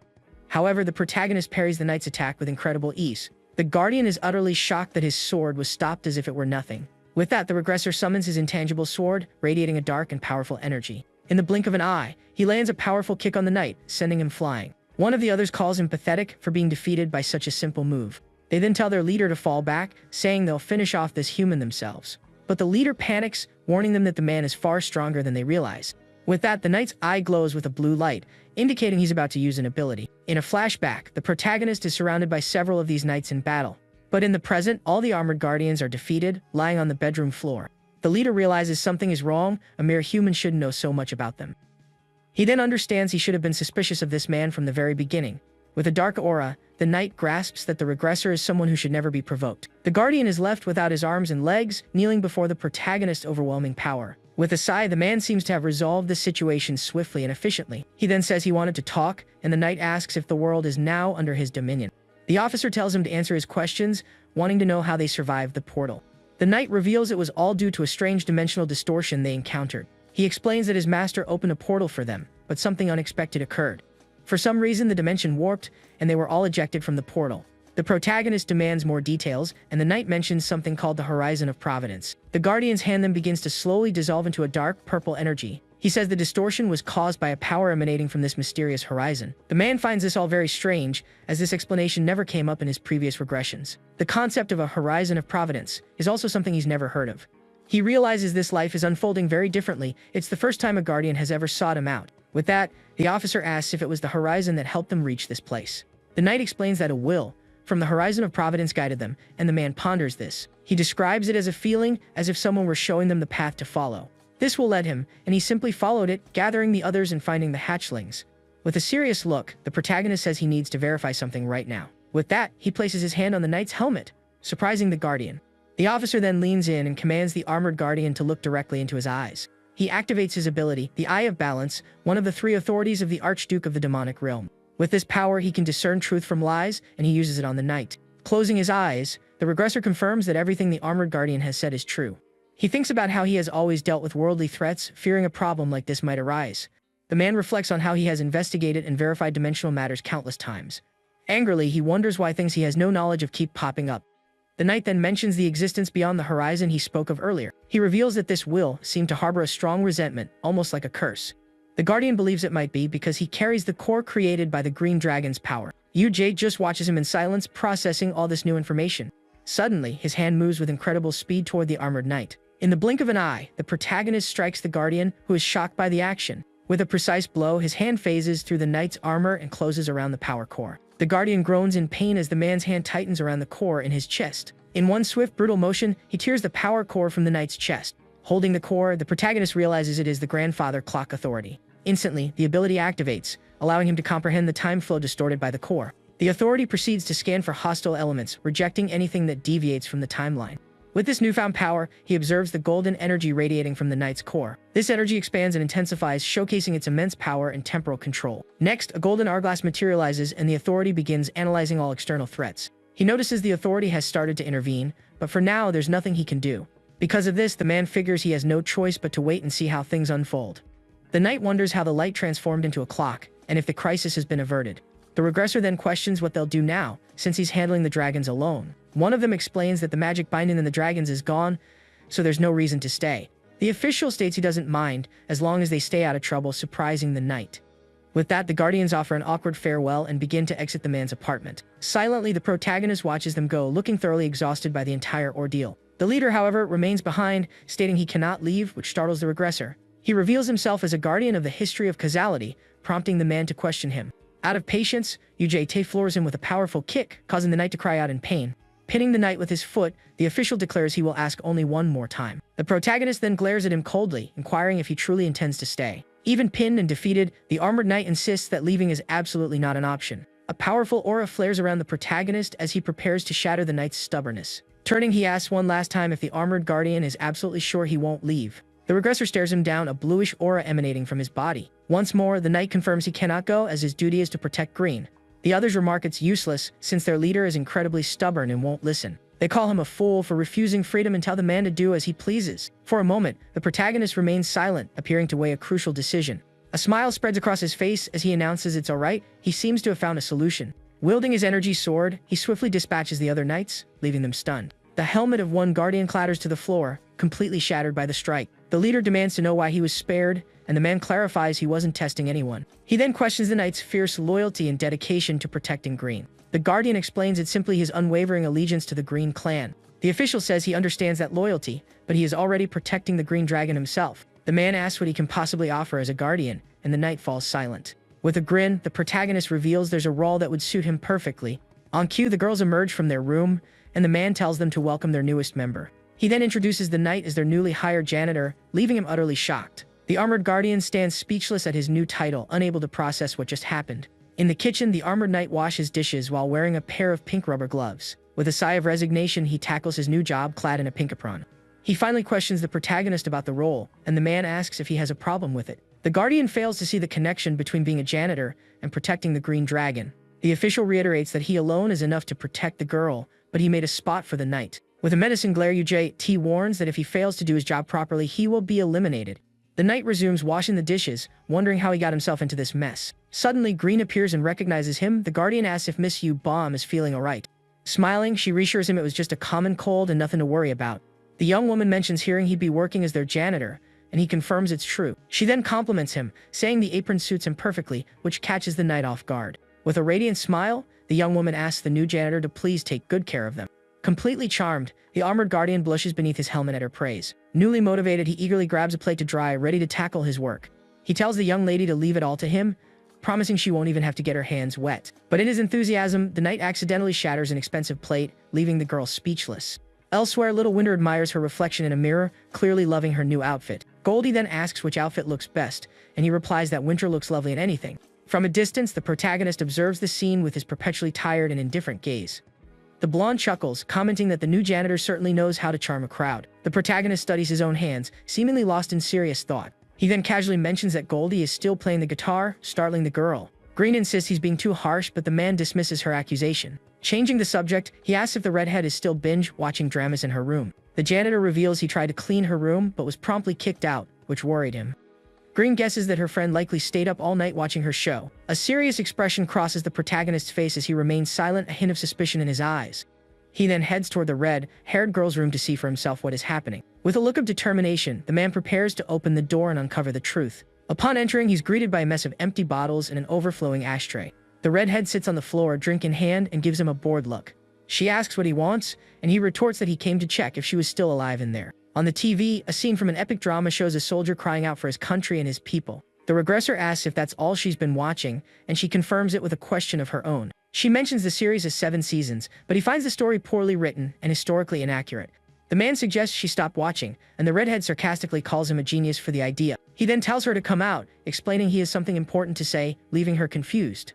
With Little Winter on his lap, the protagonist announces they're having a deep clean. The girls are taken aback, and Goldie demands to know the reason for the sudden dorm cleaning. He scolds them, explaining that even if they aren't human, they should still live like them on Earth. Goldie protests that her mother taught her never to enter another's nest without permission. But the protagonist counters, asking if her mother didn't also teach her to keep her own nest clean. He then instructs them to leave the living room and kitchen to the janitor and to clean their own rooms. The redhead bristles, asking why she should have to clean when they have a janitor for that very purpose. Disgustingly, the young woman picks her nose and flicks a booger at her friend, who shrieks in terror. The man then taunts Goldie for hating messes despite her own room being so chaotic. The redhead orders the janitor to clean her room while she heads out for a workout. Green announces she has already cleaned her room and is going to buy groceries since they have more people living there now. Holding Little Winter, the regressor tells her that she understands too and needs to pitch in. He is suddenly reminded of the terrible meal Green cooked for him once. The young woman asks if he'd like anything to eat, but the man declines and urges her to go. Armed with cleaning supplies, the janitor stares down the disaster zone that is the redhead's room. Wearing a mask, he remarks that he can smell the stench even without a nose. He wonders if the girl is trying to build up a tolerance to poison by living in such filth. With that, the armored guardian begins the arduous task of cleaning the room and gathering the trash. However, the protagonist's clone appears, scolding him for not sorting the recycling properly. The clone lectures him that cans and plastics must be disposed of in separate bins. The janitor mutters to himself, wondering what kind of barbaric, non-recycling place the clone came from. Annoyed, the clone rushes him, asking if he plans on taking all night to clean. The guardian agrees to get back to work, thinking the clone is so bossy he might as well be the original. The real protagonist appears, demanding to know what they're doing instead of cleaning. The clone explains that the janitor wasn't doing his job, so he was stepping in to help. Angrily, the man orders his clone to start cleaning too, since that's why he was summoned in the first place. Meanwhile, the red-haired girl pushes herself through an intense workout at the luxury dorm's gym. At the market, Green shops for groceries, carefully selecting some fresh apples to bring home. With a little help from Winter, Goldie meticulously organizes her wardrobe. As the clone and the janitor work together, the room is finally spotless. The scene transitions to the beautiful facade of the dormitory as the sun sets. The clone reports that the task is complete, and the protagonist praises his copy for a job well done. The official then pulls up a new destination on his laptop for the clone, piquing his curiosity. The location is Moscow, Russia, and the clone wonders what his assignment will be there. It's revealed that an organization is researching transcendent demons in that area. With that, the man instructs his copy to wrap up his police duties and head to Russia. His mission is to locate the command-type transcendent demon known as Prototype X. The clone acknowledges the mission and states he will prepare for the new task at once. Suddenly, the green-haired girl returns from the market announcing she's back. The janitor greets her, while Goldie expresses amazement at the sheer amount of groceries she bought. The clone then announces his departure, but the original stops him with a stern look. A grim expression settles on the protagonist's face. He has one final order for his copy. He commands the clone to switch clothes with him immediately, leaving the copy looking confused. They all dine together, and Green compliments the soup, saying it reminds her of her homeworld. All at once, the protagonist senses a strange aura and realizes someone is calling him. Outside, the clone awaits, and the original wonders why he was summoned. The scene shifts to an abandoned industrial complex, littered with wreckage. Inside, numerous bodies lie strewn across the floor, the aftermath of a fierce battle. Furious, a survivor snarls at him and prepares to lunge forward with sharp teeth. He makes a threat, but the regressor effortlessly slams him to the ground with his energy sword. The fallen man tries to threaten him again, but the official finishes him off without a shred of pity. With his energy sword in hand, he states that he knows everything, as the survivor screams in agony. He then grabs him by the hair, demanding to know the plans of Wei Yan, the demon professor. The official corrects himself, calling him the demon of invisibility and exposing his true identity. The protagonist presses him for the professor's plans, but the demon only groans in pain. Activating his eye of the scale, he warns that lies are useless against him and demands the truth. The demon finally reveals he doesn't know the specifics, but Wei Yan's plan is imminent. He explains that in 3 months, if the plan succeeds, he too could be chosen for a seat. It's revealed that these seats refer to the 4 chosen demons of the Invisibility Organization. Those who ascend to a seat are granted their own army and immense power. Holding the highest rank among demons, they achieve power on the level of a global calamity.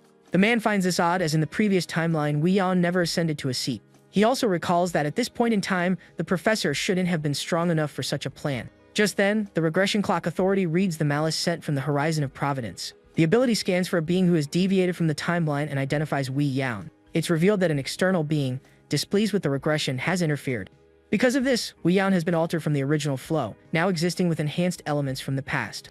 The protagonist muses that first it was the Guardians, and now it's the demon Professor Wei Yan. His expression serious, he wonders if this means the entity can interfere with absolutely anything.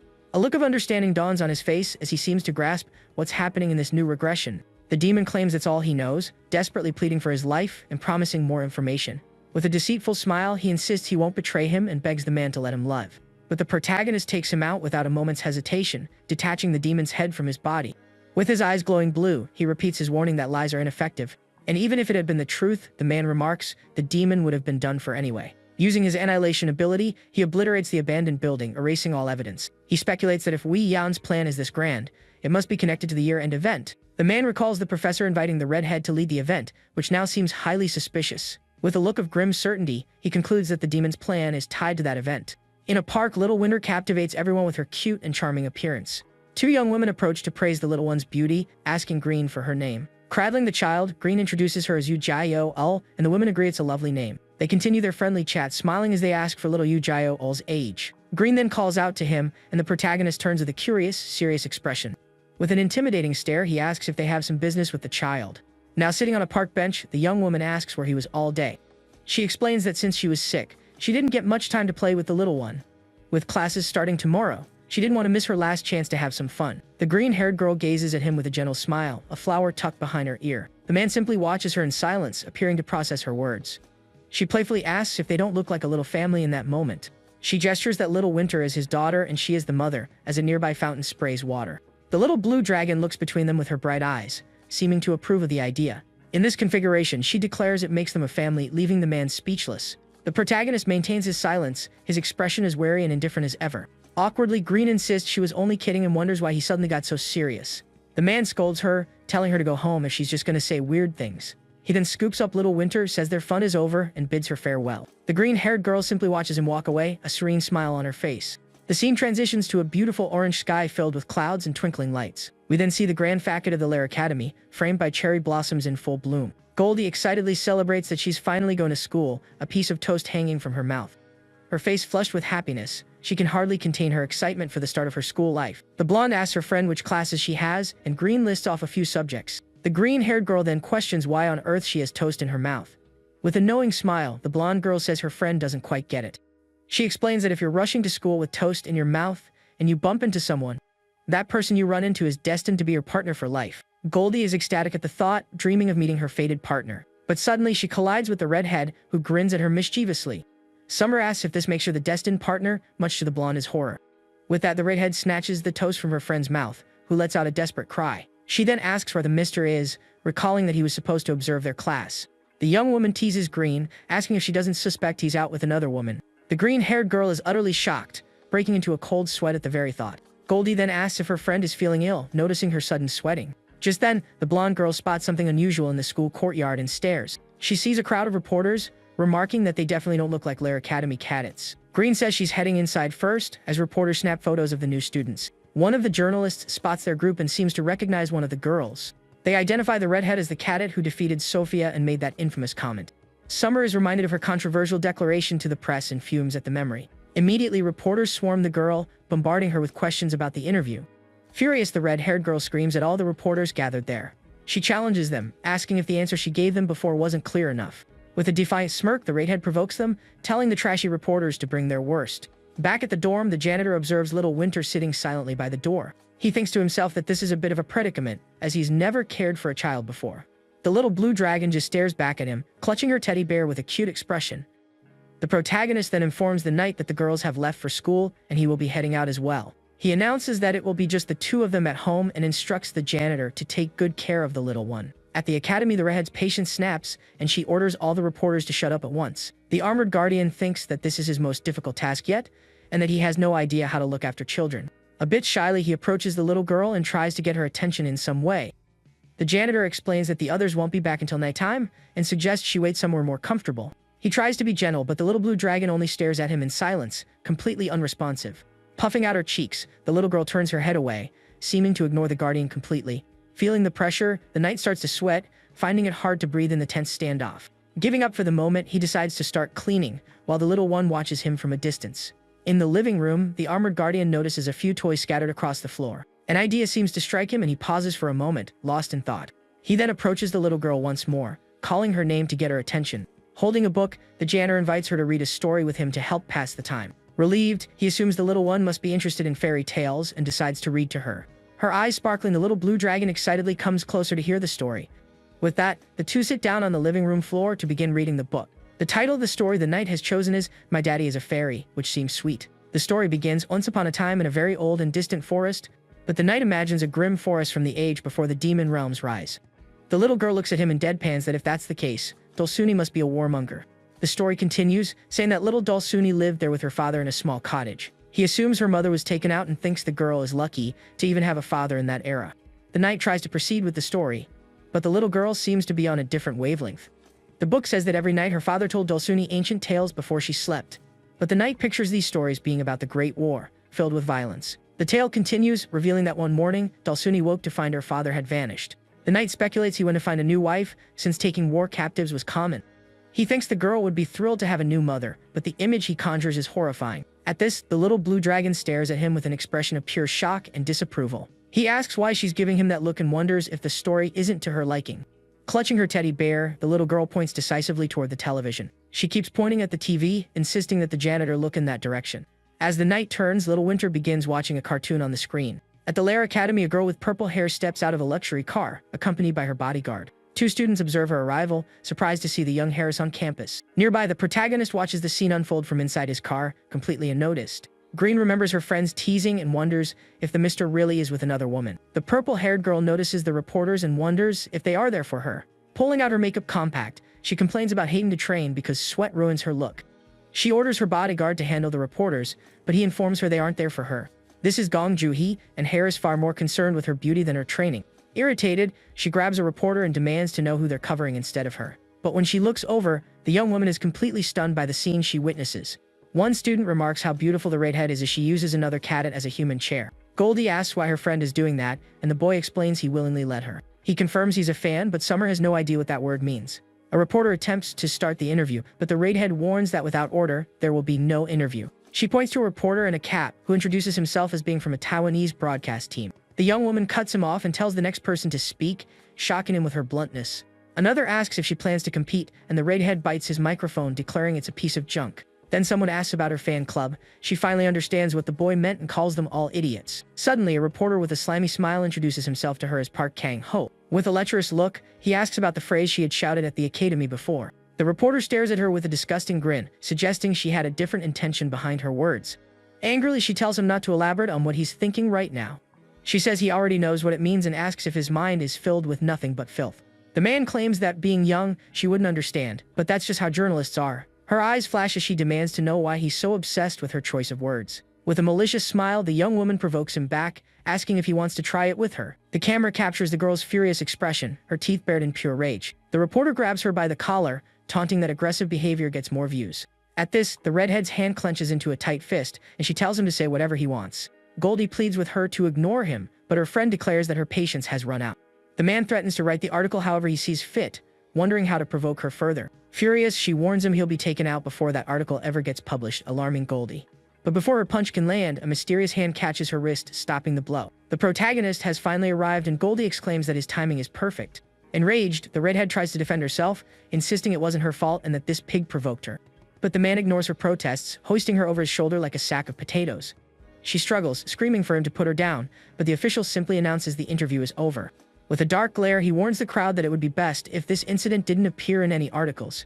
Shrouded in a blue aura, the man walks off with the struggling redhead, leaving the reporter on the ground. Without a shred of pity, he stumps on the reporter's camera, shattering it completely. Seeing his camera destroyed, the reporter panics and says he understands the man's message loud and clear. As she's carried away, the red-haired girl looks back, her face a mask of complete shock. From a distance, the heiress remarks to her bodyguard about the mysterious protagonist's physique.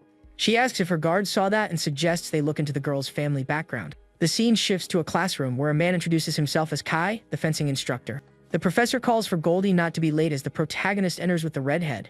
With all the students seated, Professor Kai prepares to begin the day's first lesson. He expresses surprise that she hasn't left, and the young woman retorts she's seen worse. The lesson is on the history of fencing, but the redhead complains, eager to just start fighting. She thinks that she needs to train relentlessly to one day defeat that armored knight. Bored, the girl grumbles that she's been living a pretty quiet life at the academy lately. But the protagonist reminds her she just tried to assault a reporter, which irritates her. She demands to know why he's in class with her, and he replies that she already knows the answer. The redhead gets defensive and leans in closer, but the man tells her not to get so close, as it's warm. With a mischievous grin, the young woman teases him, asking if he's getting shy. The protagonist, however, maintains his indifferent expression, completely unfazed by her provocation. Puffing out her cheeks, the red-haired girl complains that he's no fun at all. He states that studying isn't meant to be fun, and she clarifies she wasn't talking about studying, but about him.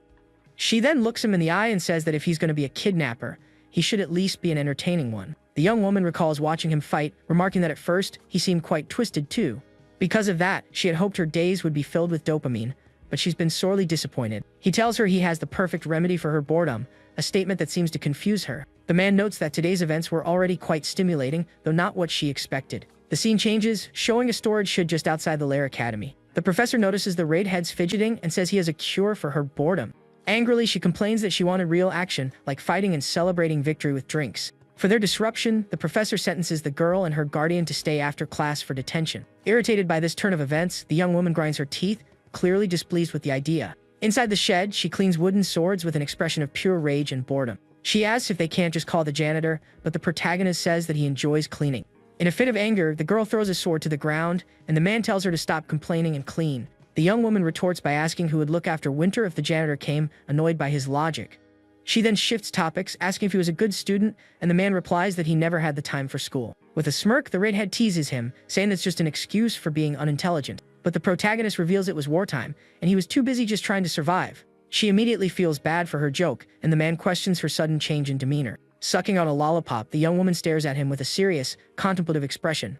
She asks if he finds life fun, and the regressor answers, not particularly. The redhead questions why someone so powerful continues to live such a boring life. The man simply states that life goes on, and he can't just abandon everything now.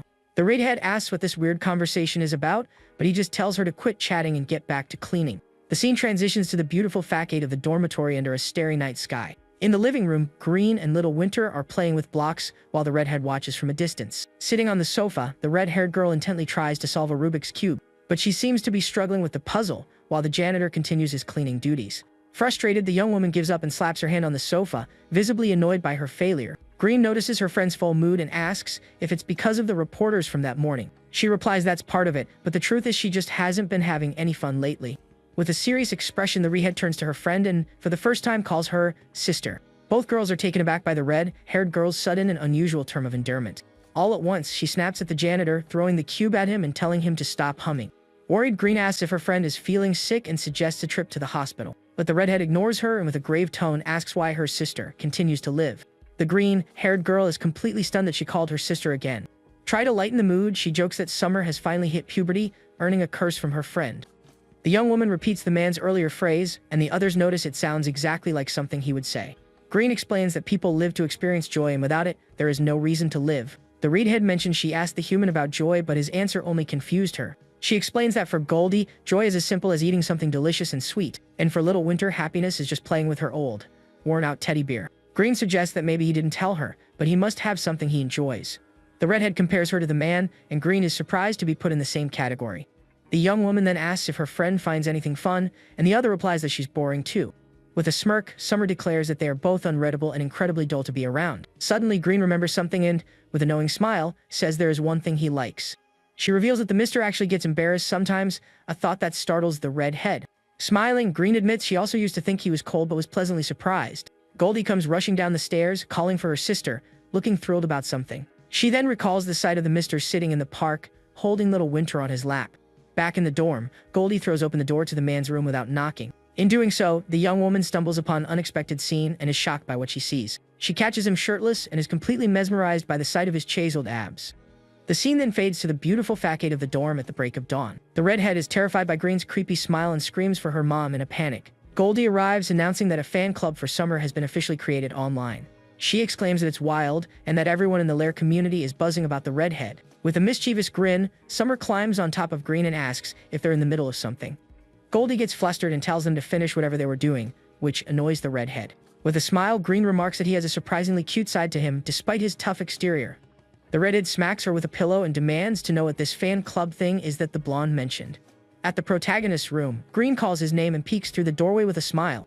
With a slight blush, the young woman says she has a small favor to ask of him. The man gets dressed as she approaches, a mix of shyness and admiration on her face. He closes the door and tells her to come in, but she apologizes for not knocking first.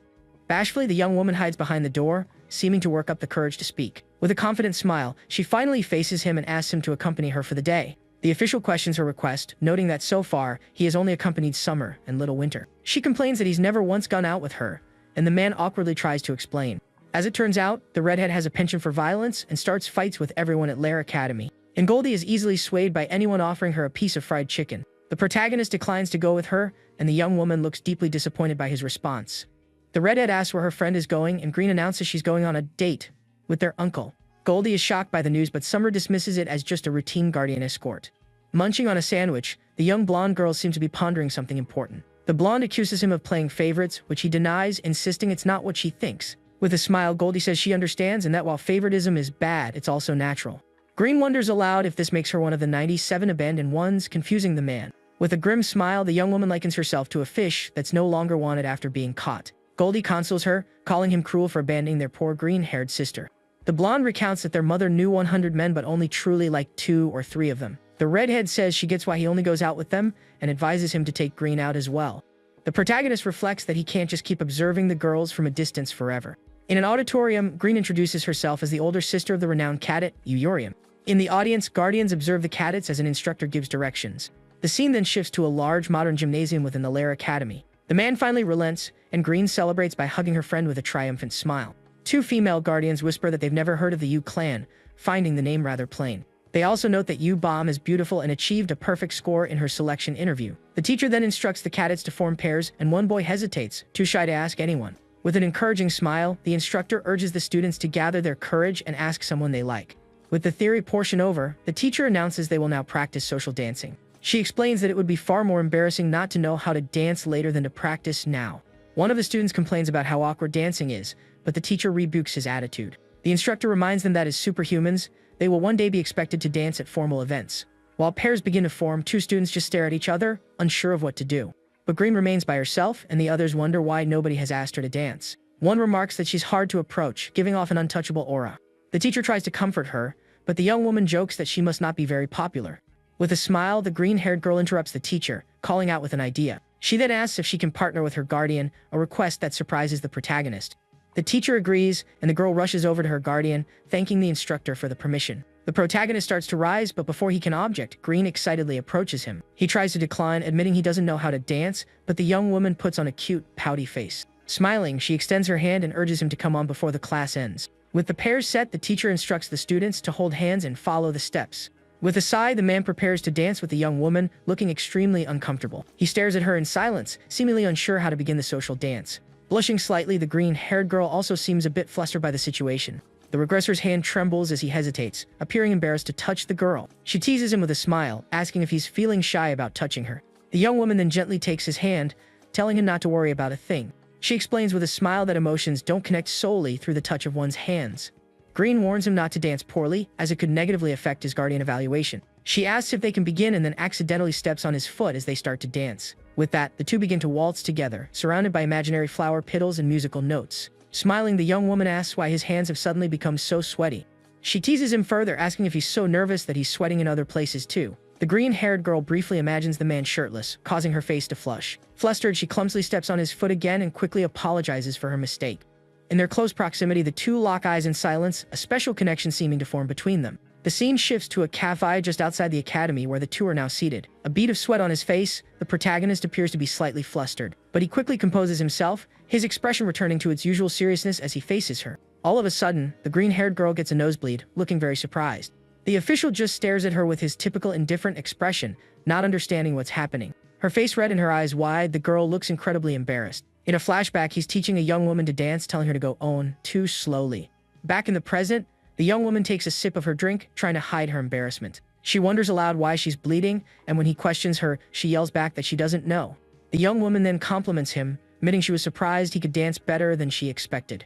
He asks if she needs to see a doctor, but she insists that dragons don't need such things. Dabbing her nose with a tissue, the girl seems to be lost in thought. In the vision, the woman praises him, saying he's not as rhythmically challenged as she had imagined. With an encouraging smile, she tells him he'll get the hang of it with a little more practice. The regressor replies that he's never been taught how to dance, which surprises the girl. She then gets up and asks if he has any plans after class, and the man says he doesn't. With a bright smile, the young woman invites him to do something fun with her, leaving him speechless. The scene transitions to a beautiful night sky dominated by a brilliant full moon. In Moscow, Russia, we see a research facility belonging to the demon organization Invisibility. Suddenly, a red alarm blares throughout the facility, signaling a major breach. As the alarm wails, a panicked researcher sprints down a dark corridor littered with bodies. She curses under her breath, wondering where such a powerful monster could have appeared from. Realizing they can't stop it alone, she hits a button in a desperate attempt to escape. The woman then makes a break for a heavy metal door, saying they must warn headquarters immediately. But just then, the protagonist's clone materializes behind her, blocking her escape. Startled by his sudden appearance, the demon researcher demands to know what he wants from her. His blue eyes glowing, he reveals that his sovereign is searching for the demon known as Type X. Defiantly, the woman declares she'd rather be taken out than betray her organization with that information. He lifts her with his shadows, remarking that their true nature always surfaces when facing their end. He continues, however, that when they experience extreme pain, their human side tends to emerge. With a smirk, he holds her chin and asks if she, too, would like a little dance under the moonlight. After extracting the necessary information, the demon researcher is finally eliminated by the copy. With his task done, the copy contacts the original through their link, respectfully addressing him as My Lord. He reports that Type X has been transferred to the headquarters and is currently inhabiting a female host. Back at the dorm, the protagonist listens intently to his copy's report. The copy inquires about a researcher named Vera, and his master confirms that was indeed her. The regressor then orders him to assume her identity and uncover the true form of Type X. The copy accepts the mission and, with unwavering loyalty to his monarch, prepares to infiltrate. With a look of intense focus, he begins to alter his appearance to perfectly resemble the researcher. It is revealed that Prototype X has the ability to enslave minds and grows progressively stronger over time. Back in the dorm, the protagonist hears someone calling him Mr. in a cheerful voice. His grandfather clock authority activates, and he realizes the malice from the horizon has altered X. Green peeks out from behind a curtain, urgently beckoning him to see something, but he asks what it is. He thinks to himself that some things never change, and any obstacles to his daily life must be eliminated. This leaves the man with a confused expression, unable to comprehend the girl's behavior. The green-haired girl puts on a cute face and says she doesn't see the problem, as she finds it fun. He asks what she's up to now, and she explains she thought it would be a nice idea for the summer. With a smile, she invites him to step inside, and he questions her about this strange game. His authority reads the malice from the horizon, searching for beings who have strayed from the timeline. Bashfully, she asks if he's having strange thoughts, and the man tells her not to push her luck. The young woman then proudly shows off her new outfit and asks if it looks good on her. In his past regressions, he always made it a top priority to eliminate prototypes at all costs. In the store, she had asked if he wanted to see, and while the official said no, she didn't seem convinced. With a smile, she had wondered aloud if she should have bought it, and he had told her to just go home. But then Green revealed she was actually there to buy gifts for the children, which surprised him. She explained that little Winter's teddy bear was falling apart, and she wanted to get her a new doll. When he asked about the others, she said she was getting a wallet for Goldie. As for Summer, she mentioned the redhead wanted something she saw in a movie, but admitted it was a bit weird. The protagonist had then simply turned and started walking away without a word. The girl asked him to choose Winter's gift, and he had agreed to her request. Following that, the man entered a toy store to find the perfect present for little Winter. At the counter, a bored-looking saleswoman watched him with little else to do. She explained that 4-year-olds prefer make-believe toys and demonstrated one on him. With a toy stethoscope in hand, the saleswoman showed him how the gift worked. But the protagonist just stared at her blankly, seemingly unimpressed with the idea. Outside, Green wondered if leaving him to choose the gift was a good idea. Suddenly, the employee's jaw dropped, completely shocked by what she was seeing in the toy store. She figured he didn't come with a woman and knew nothing about children's toys. With a smile, she asked if the child was his daughter, but the official flatly said no. The employee then asked if he would be paying by card, and the man nodded. She concluded he must be the uncle, and thought it was endearing for a man to choose a gift so carefully. The saleswoman sized him up, guessing from his physique that he was either a model or in the military. She smiled and asked for the child's age, and he replied she was about 4 years old. With a sly grin, the woman said she would take care of everything, and he accepted her help. She thought to herself that guys like him usually spend a lot, sensing a big sale. At that moment, an adorable image of little Winter dressed as a nurse flashed through her mind. The woman offered him a 10% discount on other sets if he bought the full kit. Ultimately, he walked out of the store laden with a massive pile of gifts she had convinced him to buy. She was stunned when she saw his black card issued only to ultra-rich VP families. Seeing that, the saleswoman found him even more attractive and considered trying to make a move. Just then, Green appeared, taking the man's arm and pulling him close. With a flirtatious smile, the saleswoman tried to chat up the official, asking if he had a girlfriend. The young woman shot the employee an irritated glare, and the woman assumed she must be his sister. Yubom complained that he bought all the wrong things, as she only wanted a single doll for the little one. She then held up a simple brown teddy bear, saying this one looked much better. The girl then gave the official a knowing look, as if she understood exactly what had happened in the store. The saleswoman tried to defend her sales pitch, insisting the child would have loved the toys, but the young woman cut her off. She explained that this bear was similar to her old one, and that she had intended to buy it all along. With a chilling smile, the girl reiterated that the little one does not like other toys. The employee was left bewildered by the exchange, wondering if the young woman was actually his girlfriend. The scene then shifts to the beautiful facade of the dorm at nighttime. Holding the new teddy bear, Green asks if the VIP discount can be applied to her other purchases. Back at the dorm, the other girls are ecstatic over the mountain of gifts. An excited Goldie asks if all these presents are really for them. With that, the blonde celebrates her brand new wallet, and little Winter joyfully hugs her new beer. The redhead then shows off her rather peculiar gift, the one Green had mentioned earlier. A mischievous grin spreads across her face as she approaches Goldie to test out her new toys. The blonde asks what Summer's gift was, and the redhead gives her a suspicious look. Little Winter thanks her guardian with an adorable hug, while another girl screams in terror in the background. With a smile, Green hands a gift to the man, telling him to accept one as well. Inside the box, he finds a blue necktie. The girl explains she bought it since he always wears the same one. She smiles and promises to buy him a full suit once she starts earning her own money, and the man thanks her. He tells her she should have bought something for herself, but she reveals that she did. The official asks what she bought, and the green-haired girl just smiles mysteriously. From a corner, the armored janitor watches the scene unfold in silence, a curious tilt to his head. The scene changes, showing that several weeks have passed in the bustling modern city where the academy is located. In his room, the protagonist gets dressed, appearing to be preparing to go somewhere. It's revealed that the young woman bought a special outfit she plans to show him later. He then calls for the janitor, who promptly appears in his room, still wearing the pink apron over his armor. The man informs him that he will be away for 3 days and trusts the night with taking care of the little one. Elsewhere, a group of cadets prepares for an event, chattering that it's finally about to begin. The regressor reveals that Summer will be accompanying him, and we see the redhead in her room with her toys. Over a communicator, he tells her there's no time to relax, prompting the girl to ask why. In a vast hall, scores of cadets gather before a massive shimmering purple portal. He observes that the young cadets look tense, likely having never experienced real combat. It's explained that within monster subjugation units, there is a crucial role known as the operator. The cadets will move in 3-person teams, guided by a guardian who issues their commands. For this simulation, each team's guardian will assume the role of operator for the mission. The event is called the Great Mental Battle Simulation, a virtual survival combat exercise. With that, all the cadets begin to file toward the portal to start the simulation. The redhead scans the other cadets as they get ready for the battle simulation. A blonde boy nervously introduces himself to her as Hizaki Sojiro. Immediately after, a purple-haired girl named Kim Jin also introduces herself to the young woman. The redhead thinks that she needs to find someone she can tolerate, since the mission requires a team of 3. The two then invite her to join their team, seeing as she is still by herself. Angrily, the girl scoffs, calling them losers and asking where they suddenly popped up from. A bully tries to attack the boy but is stopped at the last second by an intervening hand. The protagonist agrees to let them join, and the redhead yells in shock at his decision. He tells her to just find another team, but she complains that would be too much of a hassle. Suddenly, the bully lands a hard punch in the boy's gut, making him grunt in pain. The boy bows and promises to work hard, but the redhead screams at them to get lost. The bully gets in the young man's face, threatening that he'll be taken out if he gets on his nerves again. Frightened, the boy apologizes profusely while his partner watches the scene in silence. The aggressor then turns to the girl, stating that her boyfriend has already said he's sorry. With a malicious smirk, he grabs her and says that she also owes him an apology. Another bully tells him to cool it, but the man retorts that he doesn't care about the other guardians. He lifts the girl's bangs from her face, telling her to stop being so gloomy, but she tells him to back off. The man continues to taunt her, but the redhead suddenly appears, asking for the definition of a word he just used.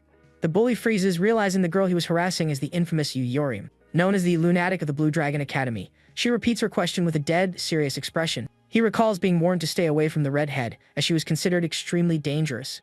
The bully explains that the word refers to a cadet with no guardian and no influential connections. With a mocking smile, he gives a thumbs up, and the redhead seems to grasp the situation. Furious, the girl complains about being forced to team up with these powerless nobodies. The aggressor questions her, asking why someone with her strength would team up with them. He then invites her to join his team instead, a suggestion that shocks his friend. With a sly grin, the man thinks he can easily control the girl if he can just get close to her. He believes they're two of a kind and that he can manipulate her if he can match her tempo. But the redhead sends a powerful punch straight into the bully's face, launching him backward. His friends are stunned by the girl's raw power and the force of her surprise attack. The other two cadets are equally astonished by the scene and the strength of their new teammate. Enraged, the man threatens the purple-haired girl, asking if she wants a beating too. The redhead glares at him with pure hatred, demanding to know who gave him permission to touch her shoulder. With his nose bleeding, the bully calls her a psycho for attacking him so viciously. Furious, the young woman threatens him, vowing to destroy him if she ever sees his face again. With a hateful glare, the girl grinds her teeth and stares down her new, weak-looking teammates. From a distance, the protagonist watches the scene unfold with his usual tired, indifferent expression. Suddenly, a voice cuts through the hall, calling all cadets' attention to the start of the simulation. Professor Kwon K-tae introduces himself and announces that he will explain the event's rules. He explains that the cadets have been divided into 50 teams and deployed to various starting points. He also warns that if a cadet is eliminated, they must wait 3 hours before they can rejoin. The protagonist then prepares to give his own team their final instructions. As they step through the portal, the team materializes in a dark cavern filled with a purple haze. With the explanation concluded, the professor wishes all the cadets the best of luck. It's revealed that the virtual dungeon for this simulation is called the Ents Nest. The purple-haired girl points out that they lack both the speed and stamina of the redhead. The final rankings will be calculated based on activity points, eliminations, and total damage dealt. In another section of the cave, the bully is still complaining about his throbbing nose from the redhead's punch. The protagonist then asks the red-haired girl just how many teams she expects him to carry for her. The young woman compliments the design of the virtual dungeon as her team steps through the portal to begin. With a smirk, the redhead boasts about her weakness, but the other girl warns her about potential ambushes. The red-haired girl declares they should just charge out and defeat everyone, an idea the other strongly opposes. Annoyed, the young woman insists she doesn't need a plan and tells the other to just provide her with cover. The purple-haired girl argues that the other teams also have operators and won't be so reckless. Elsewhere, the bully is still nursing his headache, regretting that he ever provoked the redhead. The redhead asks the official if he has a target number of teams in mind, which confuses the man. The aggressor's friend questions his plan to kick one of them out to make room for the redhead. The bully clarifies it was just a ploy to gauge her reaction and swears he'll get revenge if he finds her. The purple-haired girl scolds her, and the boy attempts to mediate between the two. With a wicked smile, the redhead declares she will annihilate every single team they encounter. The bully suddenly appears before them, his nose still injured, and questions her bold threat. A malicious grin spreads across the red-haired girl's face as she challenges him to try something. In the blink of an eye, the young woman strikes him with a powerful blow, his health dropping to 17. The opposing team's operator is stunned, wondering how she managed to get behind him so quickly. The bully's teammates ready their weapons, preparing for combat. The red-haired girl lands gracefully with her sword drawn, and the operator screams for his team to prepare themselves. Wasting no time, the young woman lunges forward, her sword poised to strike the enemy with full force. With a terrifying smile, she informs him that this is not a battle, it's a one-sided hunt. And with that, the red-haired girl unleashes an attack on all three members of the enemy team simultaneously.